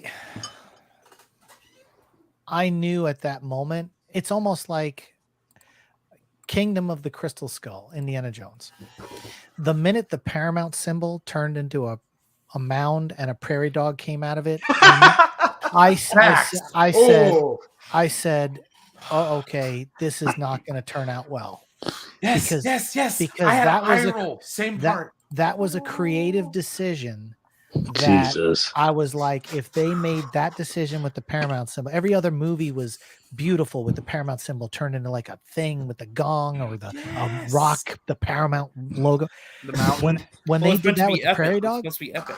and the other thing is, well, I could go on a tangent about Crystal Skull, but there are some good parts in the movie. It's just far and few to find them. But with Terminator Dark Fate, I think one of my problems I had with the movie before even going in was the trailer showed the first trailer ever showed the Rev 9 turn into two people, and in the one Terminator like separated and was on the hood of the car while the other one, the liquid metal guy, was driving. And I thought to myself, why would you have not held that back and let the audience just get mesmerized? Holy shit, there's two Terminators now. It's not just one. He's split into two. That was such a brand new thing that we had not seen before. And I thought to myself, why didn't they hold that back? And I thought, oh, well, if they're going to tell you that, then what else are they going to tell you? And then when John Connor was killed in the beginning of the movie, I just was like, oh god, that was kind of sad.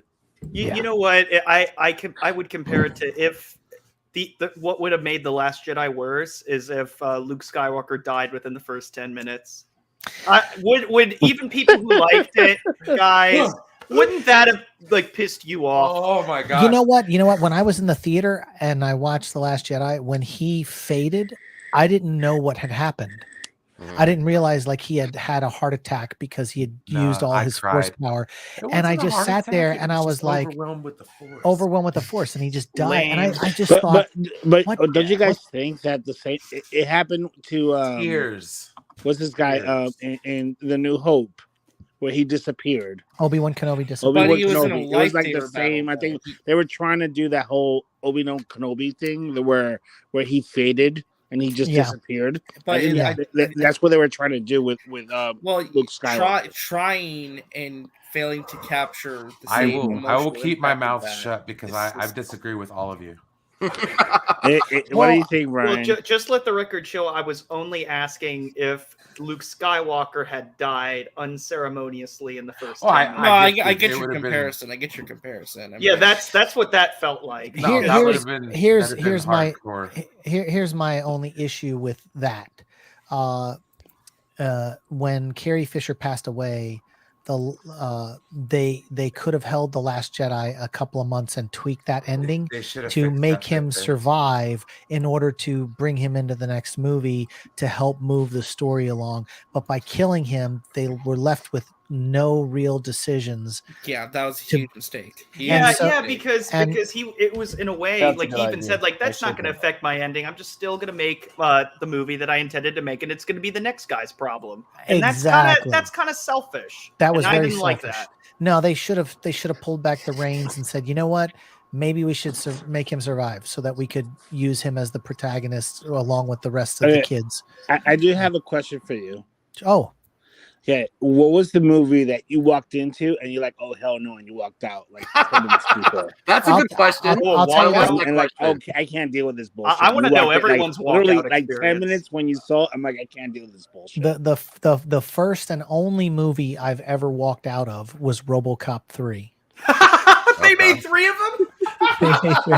I can't believe that third that. one he flew. Oh, Dude, God. well, not only that, Ninja Turtles was big. The Ninja Turtle movies had come out, so they had made him fight a robotic ninja in it because, of course, Teenage Mutant Ninja Turtles. So they had this, they had a Japanese company take over OCP in the movie, and so their newest like technology wasn't the clunky RoboCop; it was a ninja, and it was so bad. And I'm done. That's a great question, Crippon. Anyone else have a walkout story like they couldn't take? I actually don't think I've walked out of any. It was an almost for me. It was an almost for me too. Was the con scene in Star Trek Into Darkness. I won't say anything. Con scene in Darkness. No, I walked out. I walked out in a movie that happened like 2 years ago. Wait, what did you say? It was the movie with that Hansel and Gretel movie. Oh, that one was. You actually went to that? I did. That movie was so bad. That's That movie horrible. was so bad. Oh hell no! I'm like, I dipped. Ashley, you were gonna share one? Yeah, I walked out of the recent Lion King remake. Oh, okay. Oh, wow. Oh, hey, good for you.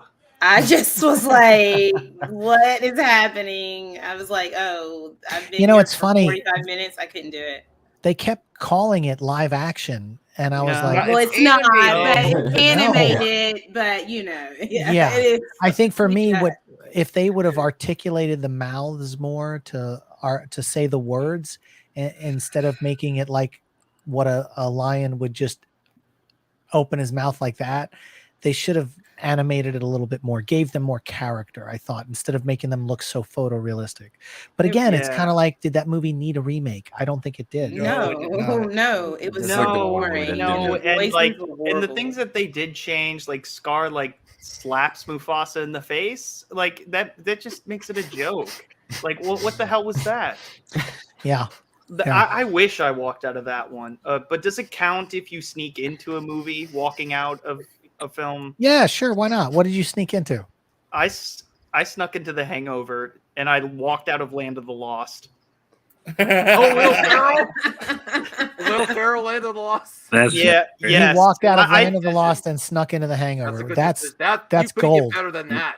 No, you couldn't get better a than better that. decision than that. I'm sorry. The I guess the first one that I walked out of the theater, like the actual theater, at the El Capitan in on Hollywood Boulevard, the Disney theater. I walked out of Thor Ragnarok because I didn't know what the fuck was going on. Here you go. Oh wow! I didn't know what was going on. I went across the street, Sean. If you know the area, I went across the street to Cabo Wabo and got some tequila because I was like, "What the hell was that?" Honestly, like I've only seen Thor Ragnarok once. It was a one-off for me, you know. But here I barely made it. I made it through 31 minutes of the Eternals and turned it off. I couldn't. Oh, that's gonna hurt if you had hurt some of my friends here. We kind of That's rough. like although we don't get too hurt by opinions. Well, you didn't like Eternals? I didn't like it. I couldn't get into it. I tried. I lasted only an hour because it took me an hour to get to Kumail Nanjiani, and that's the only person I wanted to see. I didn't want to see like that Sebastian Stan lookalike guy. I didn't care for him. Richard Madden?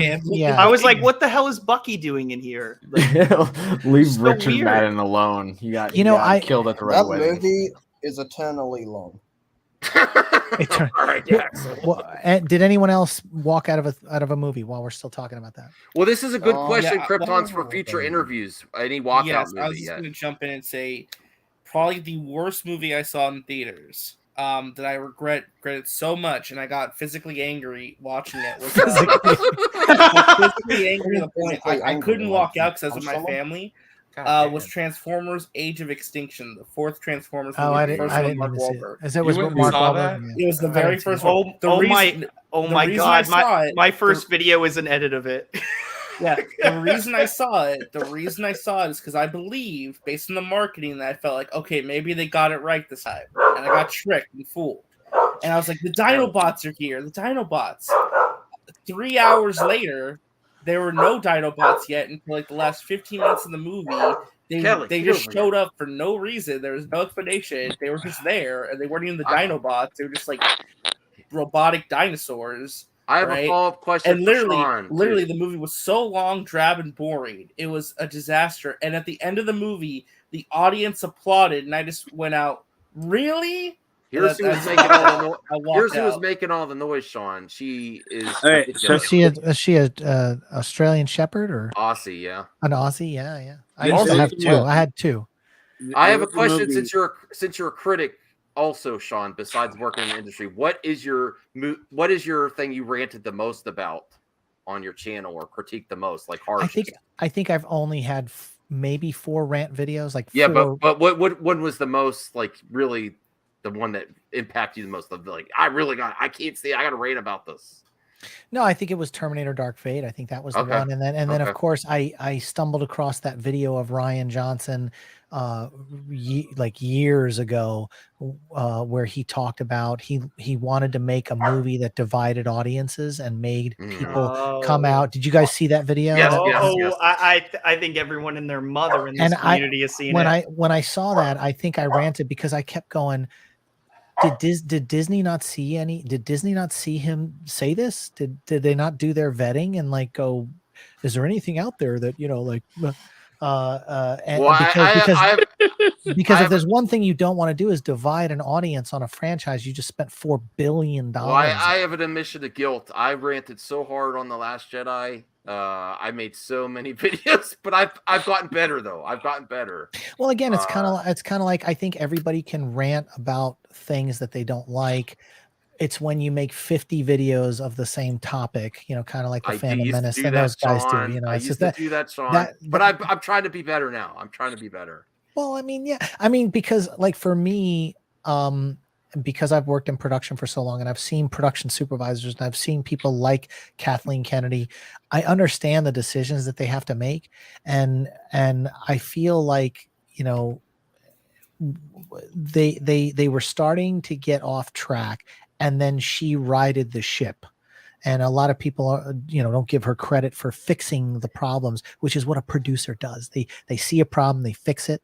And, and so with The Last Jedi, I think what happened was they thought, all right, so you had the problems with Solo and the two guys that had directed it, and they had to fire them. I think they were almost 3/4 of the way through, and then had Ron Howard come in. So Lord Miller came in, and look, Enter the Spider-Verse was great.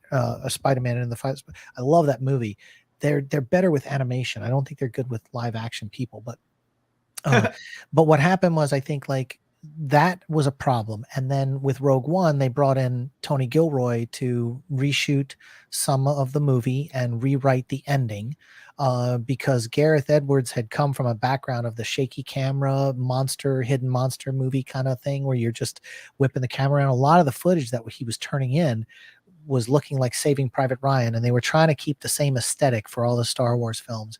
And so they were trying to pull him back on all that. And then there was some sloppiness with the ending and everything. And they had Tony Gilroy come in, which he wasn't credited as doing the second unit filming and all that stuff, but everybody in the industry knows that he did it. And so that was a course correction. That was where Kathleen Kennedy said, you know what, we're going to fix that. And then the thing happened where, Alden Ehrenreich came to Kathleen Kennedy and said, I feel like I'm doing an Ace Ventura Pet Detective impersonation of Jim Carrey, as that's how they're making me perform this. I'm not comfortable. Really? Was that really what happened? Did he really go to Kathleen Kennedy? Yeah, I remember hearing something. I recall something like that. Yeah. He felt like he was doing a Jim Carrey impersonation. He didn't like his performance. He thought he was being directed to be like a slapstick comedy. Yeah, and then like Lawrence Kasdan, who remember Lawrence Kasdan, Larry. He wrote Empire Strikes Back. He wrote Raiders of the Lost Ark. This guy, if there's a number one movie of all Star Wars films, Empire Strikes Back's 1 and 2, either 1 or 2 up there with most people who love Star Wars. And he wrote this Solo film with his son, and they would do a take with the dialogue that was written by Lawrence Kasdan, and then Lord Miller would say, all right, now do this. And then he would do something totally different. And here's, you got Video Village is where everyone sits behind the cameras. They're looking, and Lawrence Kasdan's there on set, and he's looking at the script, and then they're doing these alt takes, and that just infuriated him. You can't do that when you've got a Writers Guild member there on set, and it's his script. You have to say the words that are on the page, unless somebody is allowing it. Like the writer. And so, but he was so close to this because he had written the quintessential Han Solo movie, which was Empire Strikes Back, and his son, this was their big thing. And so they had to squash that and get rid of the Lord Miller. And that was Kathleen Kennedy. And I think what happened was, if they would have had to pull the reins back on Rian Johnson, or it had leaked that they reshot his ending or anything, everyone would have given up all hope on Star Wars altogether. So they left The Last Jedi the way it was. Because there was too much behind the scenes drama. There was too much going on with the other films that they were like, if we touch this one, the fans will lose all faith. You believe that? All right. I absolutely believe that. And I believe they left it the way it was. And a lot did, though. A lot still did. So yeah. Right. So it didn't work out. Yeah, they all regret not intervening. Well, I think they thought they could fix it with the third film, and but then when Carrie Fisher passed away, And but a lot of people gave Kathleen Kennedy crap, and I think she's a brilliant producer, and what I see as someone from behind the scenes is someone who course corrected and changed and made decisions. Other people will say, well, they should have vetted that stuff ahead of time. But Josh Trank was the other guy. He was supposed to direct the Boba Fett movie, if you guys remember that. Now, there was a lot of problems with Fantastic Four. I had a couple of friends of mine worked on Fantastic Four. There was a lot of stuff behind the scenes with that guy, Josh Trank. Well, whose fault was that movie, real quick, by the way? Was it more Josh Trank's fault or the studio's fault for how that was mismanaged? I think from what I know from my friends that worked on the movie. Oh, you have friends that worked on cool. Yeah, I had friends that worked on the movie. That there were things that went on behind the scenes, like when you come to a town like where they filmed. I think they filmed in Louisiana. Yeah, it's Louisiana, yeah. Right. And what happened was the mayor of the town gave up his, they rent houses for the crew. So the crew comes in and so the director got put up in a historic house that was owned by the mayor, and it had all this carpet and it's beautiful. I mean, we're talking we're talking old school Victorian very home. fancy house, very respectable. And house. he let his dogs he would go on set for 12 hours and his dogs just ate up the carpet and shit everywhere. Sorry about the language. And so that was one problem. Disrespect. There was some things. He was having parties at the house and showing up hungover and there was some underage girl stuff that I had heard through the grapevine. What? I mean, underage is it's Hollywood. Well, I mean, not drinking age. Under the drinking age, not underage, as in like pedophiles. I was like, whoa. All right. I was like, hold up, Jeffrey Epstein. And so, no, drinking no, not like that. And so, from what I understand, is it became like they had announced that he was going to do Boba Fett, and they even sent some Lucasfilm people down to there where they were shooting that movie, and they were like, this is not, we don't want this guy. This guy's trouble. And then they pulled the rug out from beneath him. And I think that what we see now as Boba Fett or the Mandalorian armor turned into the Mandalorian, if we didn't have Filoni and Favreau, Josh Trank would have just tanked a Boba Fett movie in some capacity. And so they dodged a bullet. And that was a decision by Kathleen Kennedy not to go with this guy. And again, when they first, I think any studio, if they knew that stuff would be the smart decision. And remember, one of the things they wanted to do with the new Star Wars movies, which is why they brought in JJ. They wanted to bring in hot new directors. Gareth Edwards did Godzilla, $500 million. They wanted the young blood. Right? They wanted Josh Trank because he had done that other Chronicle. And they were like, we got to get the hot guys that love to play with Star Wars figures when they were kids. Unfortunately, they weren't the experienced directors like people like Ron Howard and people like J.J. Abrams that had had a lot of movies under their belt. And what happens is you take a guy that did a movie with a handheld camera in the woods, pretending there's dinosaurs or monsters in the woods, and then you give him a $200 million budget with all these departments trying to talk to you and all the creatives, all this stuff. It can be overwhelming. It was, yeah. And that's what happened with these young directors is they weren't ready for the machine that was Lucasfilm. And that's why part of me still wishes, I still wish we could have gotten a Steven Spielberg directed Star Wars movie, because I feel like that would have been that was never going to happen though. It was never. I know it's never going to happen, but he couldn't do it. That's one of the things I respect about him. I have another question. Yeah. Okay, so what is the movie that you've seen the most in movie theaters? What? Like you saw a movie and you saw it over and over and over again in the movie theater, okay. not on. I know mine. The Phantom Menace. Because I like it still. I like the prequels. I agree with you. Like I went so many times because it was the first new Star Wars after the special editions came out, and I was towards the end of high school, and I took my dad. We kept going and going and going, and I love the pod racing scene. I love Obi-Wan in that. And Qui-Gon, Liam Neeson, when they go against Maul, there's some great stuff in there. That's I love the prequels. I'm not Yeah. afraid to say it. Well, no. also I like the prequels. Yeah, you were a kid at the time, and that makes sense. Mine was Yeah. Revenge of the Sith, but I've also never seen a movie more than 3 times in the theater. I saw The Force Awakens 7 times in the theater. Oh wow! Yeah, I saw it. I saw it in IMAX. I saw it in PDX. I saw it in regular standard. You know, every time someone wanted to go see it, and I had already seen it, I was like, "Oh, I'll go with you," or "I'll go with you." And that movie, you know, a little story that came out Christmas of 2015. My dad died February of 2015, so. The only thing I was looking forward to that year was the new Star Wars film because it was a shitty year for me in general. And but then when I saw the movie, I already knew kind of that Han Solo wasn't going to make it because Harrison Ford had only signed on for 1 movie, and where Carrie and Mark had signed on for 3. So I knew he wasn't going to come back. But when he died in that movie, it was like, well, I lost my dad.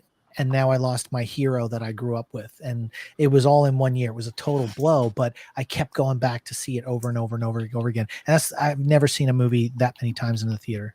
7 times. I saw Endgame 26 times. Whoa! I didn't know that, Ashley. Woo! Ashley wins. I've seen it over. I can't even count how many times I've seen Fantastic. that movie. Now I saw, but that's the one that I've seen the most. I saw Spider-Man No Way Home a bunch. I can't remember. I think I saw that like 12 times. I do have to give like a 20-minute warning though, because our pal Brian does have to get some rest too. We're going to do 20 questions. So if anything, Okay. But man, Ashley, is anyone else have Ashley, you killed it right there. No, I'm obsessive. I'm obsessive. So. Anyone else want to share? Well, yeah, real quick, I'll just say like I've seen Spider-Man No Way Home 6 times in theaters, and I saw Endgame I think 8 times. So that's awesome. Awesome. I really think I cheated with this question because Marvel loves you guys. I used to Yeah, work in a yes, they movie do. theater. Especially me. Okay, so I've seen. I probably saw when Titanic came out. I probably saw it 30 to 40 times. Well, I mean, Because working at a used to- theater is different, though. Yeah, because I used to work in the movie theater, so Yeah, like every single that's time, because Titanic was like How many? the What's the best most shit. as a patron? Like though? 30 to 40 times, and then when Scary Movie came out. He's not listening. Bro. Scary movie. Okay, Scary I'm just movie? saying that doesn't count because you worked at a Well, theater. I know. I kind of cheated with the question. That's why I asked that question. Oh, I'm that's sorry. why. But it was a good question. Axel, did you It's a have good question, but like, what's your question as a patron though? Like, what's the most you've No, actually I love shelled out? like one of to my watch a favorite movie? movies of all time. It has been Titanic. Oh, gotcha. Like I just used to recently see rewatched movie that, over and and it's over still again. amazing. It was just so awesome. It was. It's a good movie, and I love Still James holds up. Cameron. But I don't think I could see. I don't think I could watch it that many times. That'd be hard, man. I props to you, Kryptons. Jimbo, Axel, do you have a question that you were going to ask? I apologize. No. Oh, I apologize, man. Jimbo, anyone else want to share a movie they saw the most in the theaters? Which is a good question from Kryptons. Even though he was gloating, I'm going to beat everyone with 40 because I worked. That was funny. Well, from 1991 to 1997, I managed movie theaters as well before years ago. Yeah, and so I would see stuff over and over and over again, but I didn't count it because. So is this always what? Oh, I have another interesting question before we get to 20 questions. Is this always what your dream job would be? It being in the industry, or did you have other aspirations when you were younger? Or is this where the reason this came up to my mind is because you said I worked in movie theaters too before I got into No, this. I when I You're was living your dream. The first movie that hooked me was Jaws, and I think I saw that when I was 6. Awesome. And I've seen Jaws. I wore out the VHSs and wore out the DVDs. I've seen it over 500 times, Jaws. I know every single line in the movie backwards and forwards, and I even know the background actors like lines when they spit things out. It's insane. I'm an encyclopedia about the movie, but I digress. I knew after I saw that movie that I would be working in the cinema now. Okay, that's but some of the things I didn't expect was I was a huge fan of Halloween, Michael Myers and all that kind of stuff. And it's a teenager. I went through these phases where I'd watch all the horror films and all this kind of stuff. But I worked on the 2018 Halloween that David Gordon Green directed, and that was wild because here I am, Jamie Lee Curtis is on set, and I'm at the house location. They did additional photography. If you've seen if you've seen the 2018 version of the film, the house that burns down at the end that he's in, the first cut of the movie, the fire, there was no fire, there was just a battle. And some of the battle you can see in the trailer that they cut out, where they were fighting in the woods and the audience didn't connect. So they said, well, let's just burn the house down. So they came back and I worked on the additional photography where they rigged this house with pipes and everything. They could turn the gas on and off, and they burned the house up. But after the movie was over, they repaired the house back to its original thing. And then they shot Halloween Kills here in my hometown, and they used another house and burned it to the ground and made it look like the other one. So, but I never would have imagined as a kid loving the Halloween movies as a kid. Now, in retrospect, some of them I can't watch because I'm like, oh, they're kind of cheesy. But I never would have imagined working on Halloween as an adult when you loved it as a kid. So I've had those moments in life where you're like, oh shit, I'm Michael Myers. It's just wild when you experience that. And so I hope they never make another Jaws film, but if they did, who knows? I might show up on set just because. You could just call a friend, hey, dude, I want to get on that one. But no, I hope they never make another one. But I hope not either. And by the way, a good friend of mine worked in the sound department in that same movie. The Halloween? Yeah. Oh, that's awesome. Who? I'm not going to reveal his name, but he worked in the sound department. Younger guy. Okay. Well, I mean, I know a lot of sound guys. You could. Yeah. I'm sure, Justin, if you want to tell him on Twitter, private DM him later on. Yeah. I don't remember his last name. The fact that I don't want to reveal anyone. So. Oh, fair enough. I know a lot of the guys that worked on Halloween also worked on Halloween Kills. See, they shot Halloween in Charleston, South Carolina, and then they shot Halloween Kills here in Wilmington, and then they moved and they're shooting the last one in Savannah, Georgia. So even though Haddonfield is supposed to be up north, they've shot all of it down here. But I know all the crew. I mean, because I've worked in Charleston, I work all around. So yeah, I probably know the sound guy. I just have to refresh my memory on the crew list. Yeah, well, this interview's been going so great, Sean. Put it in the we want to have you back, but we got to do 20 questions. Do your 20 questions. So how this was, Brian, master of topics, and he comes up with a movie, a video game, or some band. He puts it in his mind, and we get 20 questions to ask him. So Brian, do you have something ready? Yes, I do. Okay. I think we could start to say, though, is it a movie? Is it a game, or is it a band? That's okay. That's not a yes or no question. No, but we usually. Oh no. We usually we'll narrow it down. It's a video game. Video game. All right. RJ, since you're good at video games, do you have any questions for Brian?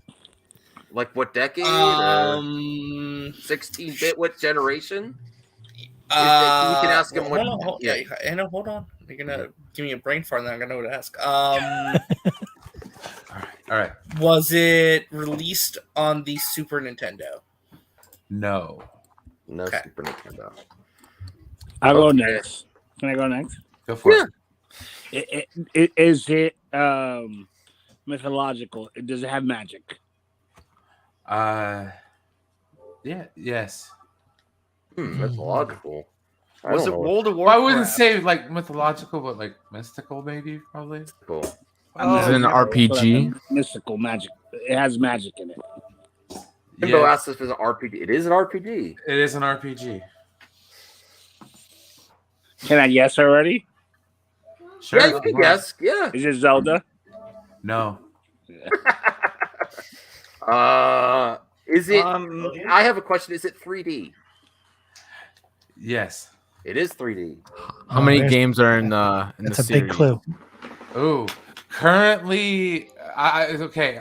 You can't. That has to be yes or no question. You Yeah, it can't- has to be a currently. Does it? You could say, does it have multiple? Yeah. Does it have multiple titles? Yes. Okay. Was it released in the last 10 years? I was gonna ask that. No. Okay. Yeah. Was it released within the last 15 years? No. The last 20 years? Oh, Dustin, you're going through the questions. I'm trying Yes. to narrow it down. Yes, Okay. yes. Oh, How many questions is that now? That's 8, 9. That's 9. Yeah. Was it released on the PlayStation 1? Yes. Oh, okay. Oh, that Okay. narrows it PlayStation down. 1 3D RPG. That's the. It has multiple And titles, right? mythological, not I have one. I have magical. one. I have a guess. Okay. Is it part of the Final Fantasy series?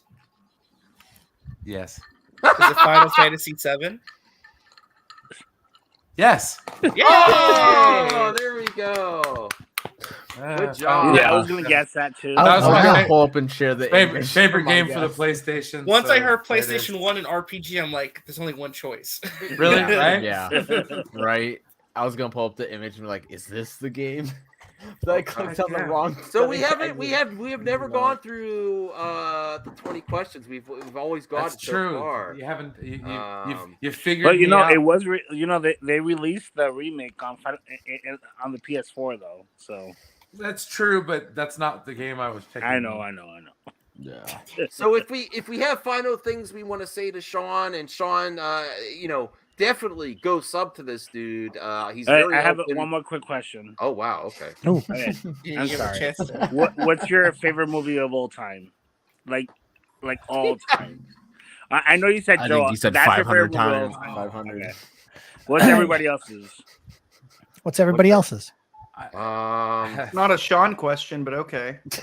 He just posted draws. We already knew his. Dude, I don't know. Can we ask it backstage? Because I would say it was Star Wars, but something about Zack Snyder's Justice League. Don't no! You did it. You did it. Jimbo. I did it. I know I did it. No, because listen, Ashley, That's the only movie that ever came out ever. Jimbo, what did you do? I was the one who I would say it's like the best movie of all time. No, I mean, no, hey, not it's like- the best of all time because we almost Look didn't out, get it. freaking Citizen We Kane. almost did it, and we have Darkseid and the Justice League come together. Like that's Okay, as special for some people as the Look out, Avengers Paddington. film. I understand the aspect of we almost didn't get the movie. Yeah. But I mean, if you had to pick between, It's so special. It's so I don't- special. Yeah. I mean, Okay, mine was the Never-Ending Story. Screw all you. Screw all What? you. Boo! Boo! The Never-Ending no. Story. No, we're not getting that. No, No. that's his opinion. No. The No, Never-Ending no, Story. he's Back- let him I was speak. bo- Let him I was speak. born Let in him explain. 1977, so the Never-Ending Story. no, I saw the Neverending Story in the theater. I loved it as a Me- kid. me It was a too. great That was one. my- And I that is my cried when favorite movie of all the time. horse went into the quicksand. It Yes. I The cheered and saddest thing. applauded when that happened. I think I know Justice. I think I know Justice. The reason why Krypton is bringing this up is because on the Poindexter Lounge the other night, I brought up how much I hated that movie, and that's the reason why he's bringing it up. Oh, No, I didn't hear you say that, Justin. There's a good chance You he were didn't on hear the you. panel, weren't you? Listen, I Justin, was there's not. a good I was chance not. he did not Okay. remember. What's the matter, Oh, Justin? okay. You never wanted a luck dragon? Well, Come on. no, it was just really. I want nothing that even remotely looks like Falcor. It looked horrible. Like I was like What are disturbed you by talking it. about? Falcor was I thought awesome. Bastion was annoying, and Bastion I was found the out. best part of the movie. What are you talking Okay, about? this is good. This is getting sidetracked, Justin and Chris. But no, okay. The only thing that I'll say is that the reason why I was so happy that horse died is because I found out that Noah Hathaway was thrown off that horse while in rehearsal, and he's had over $1 million in spinal surgery over the last 30 years, and Oh, that made me Jesus. very upset. But I'm sorry. I didn't need to go into it. No, but Justin, I think I know yours, but I'd rather you say it. Oh, my favorite? Yeah. Back to the Future. Oh, I thought you were. That's a great Scream. movie. Great What do movie. you think I was going to say? Scream. You really. Oh, you're- I you're- love Scream. But Back to the Future wins. Okay. No. Ashley, is it the one you saw hundreds of times? No, my favorite movie of all time is Memento. Memento. That's a good choice. Yeah. That's a great movie. That's a Memento. Man, great movie. Krypton, where do you come up with such great questions? Man, really. RJ, favorite movie of all time? As of right now, I know it can change. I don't Why know is if I everyone have laughing one. about me at Zack Snyder's Justice League? I'm still hurt. No, it's we're just I'm trolling sorry. you. I honestly don't think I can come up with one. I mean, there's a lot of movies I love, but What I've never about No really Way narrowed down, Home? like, No Way Home is like the best, my favorite movie of all time. It's not I don't even know. the best No. Tom Batman, Holland the Spider-Man Batman. movie. No, not the Batman either. I like the Batman. I like the. I mean, if you're asking me like on the spot right now, I mean, Back to the Future would be one of them. Pulp Fiction being another one. There's That's great. Braveheart. That was the last good movie Quentin Tarantino made. Which one? Was Pulp Fiction. Was the last good movie. Wow! Wow, that's a hot Uh-oh. take. Sean, what Look, happened? Everyone dude, liked you, Sean. Everyone the- liked you until that hot take. It's okay. Everyone has The no. Hateful Eight is a remake of The Thing. Okay, Think you know about what? it. I can say. I'm gonna have to think about that one. I mean, Yeah. Quentin Tarantino's a hack. I put my favorite Wow. movie of all time in the chat. Wow. Well, everyone has their own hot take. That's a really that, good movie. that no Oh, one it's a is great gonna movie. That's a disagree. great It was That no one going is so gonna well for agree you with. here, Sean, until Yeah. that moment. Casino is great, Brian. I mean, Casino he is a is right great about movie. the thing. Axel. He is right about it. Axel, He's your like favorite the movie thing. of all time? Do I have a favorite movie? Revenge of the Sith. Oh, Good, that's a awesome. good one. Okay, that's Yeah, a solid. yeah. That's a solid one. Krypton Yeah. said the I can never watch ending it story. over and over again. What's that? Krypton said the never ending story, right? I have two. Okay. It was it was the never ending story, but when Forrest Gump came out, Forrest Gump's a good movie. That's a solid film. It changed my life. Forrest Gump changed my life. Change your what? Okay. You know, it was so amazing. How many that, times in the you know, theater did you see it at shit, work? Don't even ask me about that. I saw it probably about 25, 30 times in the movie. Forrest Gump is clearly Robert. Look, if you like Back to the Future, Robert Zemeckis. I mean, come on. Forrest Gump was hands down just a stellar film. Tom Hanks is best, I think, maybe. Yes. Next to Saving Private Ryan. All right, Jimbo. Yeah. You get the last favorite movie. You have to do it. You can't peer pressure, bro. Yeah, Peer I can't pressure. just laugh at your take. And you know what? I got your You know what, mind. Sean? We have to have you back when Enosh is here because I'm sure he'd love. It's because it's near the holidays. He's got stuff to do. He was Yeah, cooking that's bacon fine. this morning. That's okay. That's all right. So please come back so we can introduce you to Enosh. But Jimbo, go ahead. Because I rewatched this whole franchise literally like hours ago. I would have to say Rocky 1.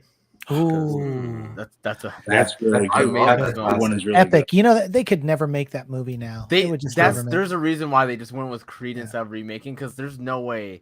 And just like thinking about it, it's not even like Rocky 1. I would say like the whole franchise, because going from Rocky 1 to all the way to Creed 2, just kind of seeing the progression, evolution of just Rocky as a character. Yeah. You can't make that. That's a one in a lifetime kind of character development right there and character arc. It's a unbelievable story. That is awesome, and- Jimbo. I agree with you. Even though I I mean, don't when like you- sports movies, I would say that's more of a character movie than a sports. Yeah, it's not really a sports movie at all. Yeah. It's the underdog. It's so much passion. It's passion one to- best. It's passion just to about go for your everyone. dreams. Yeah, and just Yeah. like kind of. Well, I don't and- think it's about the fights. It's just about more or less the evolution. Some of his like, best acting too. Yeah. Some of Stallone's best acting is in that. Like you really, you really felt it. You I know, even he- like Rocky 5, and that he one wrote- was probably the worst. Stallone doesn't even like Rocky 5, but No, he's he's not. even No, said he's it. not. But I will say this: you know, they shot that movie ultra low budget. They offered him $300,000 for the script if he wouldn't play Rocky, and he said no. They wanted Paul Newman to play Rocky, and he said no. How and no? and they said, well, we're only going to give you $140,000 for the script then, and then you'll have to package it yourself. and go find the producers to go make the movie. And so the fact that he did all that because he knew in his heart he was the only one that could play that part is just astounding. And to see the career that he's had since then is just, and I mean, Stallone, Rocky he V did a still couple. made sense and was good, especially with how he went from being a millionaire to back to the same spot. Like that evolution over the course of those 5 films to get back to where you just started. That's crazy. Unfortunately, we have to end it here. And props to Brian for doing so much work for this series. Brian, Really thank make you. this- thank you so much, Brian, for heading I up. appreciate it. It's been fun. Yeah. So, Sean, Star Trek is better than Star Wars, by the way. What the hell is Star Trek? You can't throw heat out at the end when we're trying to Yeah, well, that's just like your opinion, man. So, Sean, you get the final word here. What do you want to tell people? Go check out your channel. You are making videos when you have time. Yeah, I mean, I always ramp up my videos when I'm in between shows, and then when I get on a show, they may just be one a week or something when I have time. But no, man, I mean, you could check out my channel. If not, look, it's a hobby for me, so I don't make any money off the channel. I think I make an average of like $100 a year. So it's like it's more for fun. So if you want to just have fun and get my hot takes on things, you can. But yeah, you can follow me on Twitter or whatever. I have a lot of fun. I'm all about fun. Awesome. That's and I had a great time tonight, guys. Everyone's been so keep in touch, brother. Been a lot of fun. And then let us know on updates on your project too. Ballistic. I'm gonna be watching it. Hopefully, you get your goals there. I'm really rooting for you. Right now, we've got our agent. We're working. We're trying it. We've been trying to get John Malkovich involved in the project, but he cost $400,000 for 2 days worth of work. So. Ooh. Damn. Anyway, so that's kind of where we're at. How we're packaging the project as we're trying to reach out to talent, see who's might be interested. Awesome. Well, we'll see. We'll see how it goes. Thanks for taking time. Would love to collab with you again. Everyone's asking you to come back. Hell yeah. Subbing. I'll do that. I think this is where we're going to wrap it up, Brian. Thanks for watching to the max. I appreciate all the panel being here, the chat. Make sure you thumbs this up, watch on the replay, support everyone here, support people that put good in this world, like our friend Sean O'Rourke. He's not only critiquing, he's trying to bring entertainment to us, and nothing could be better than that. Thanks, everyone.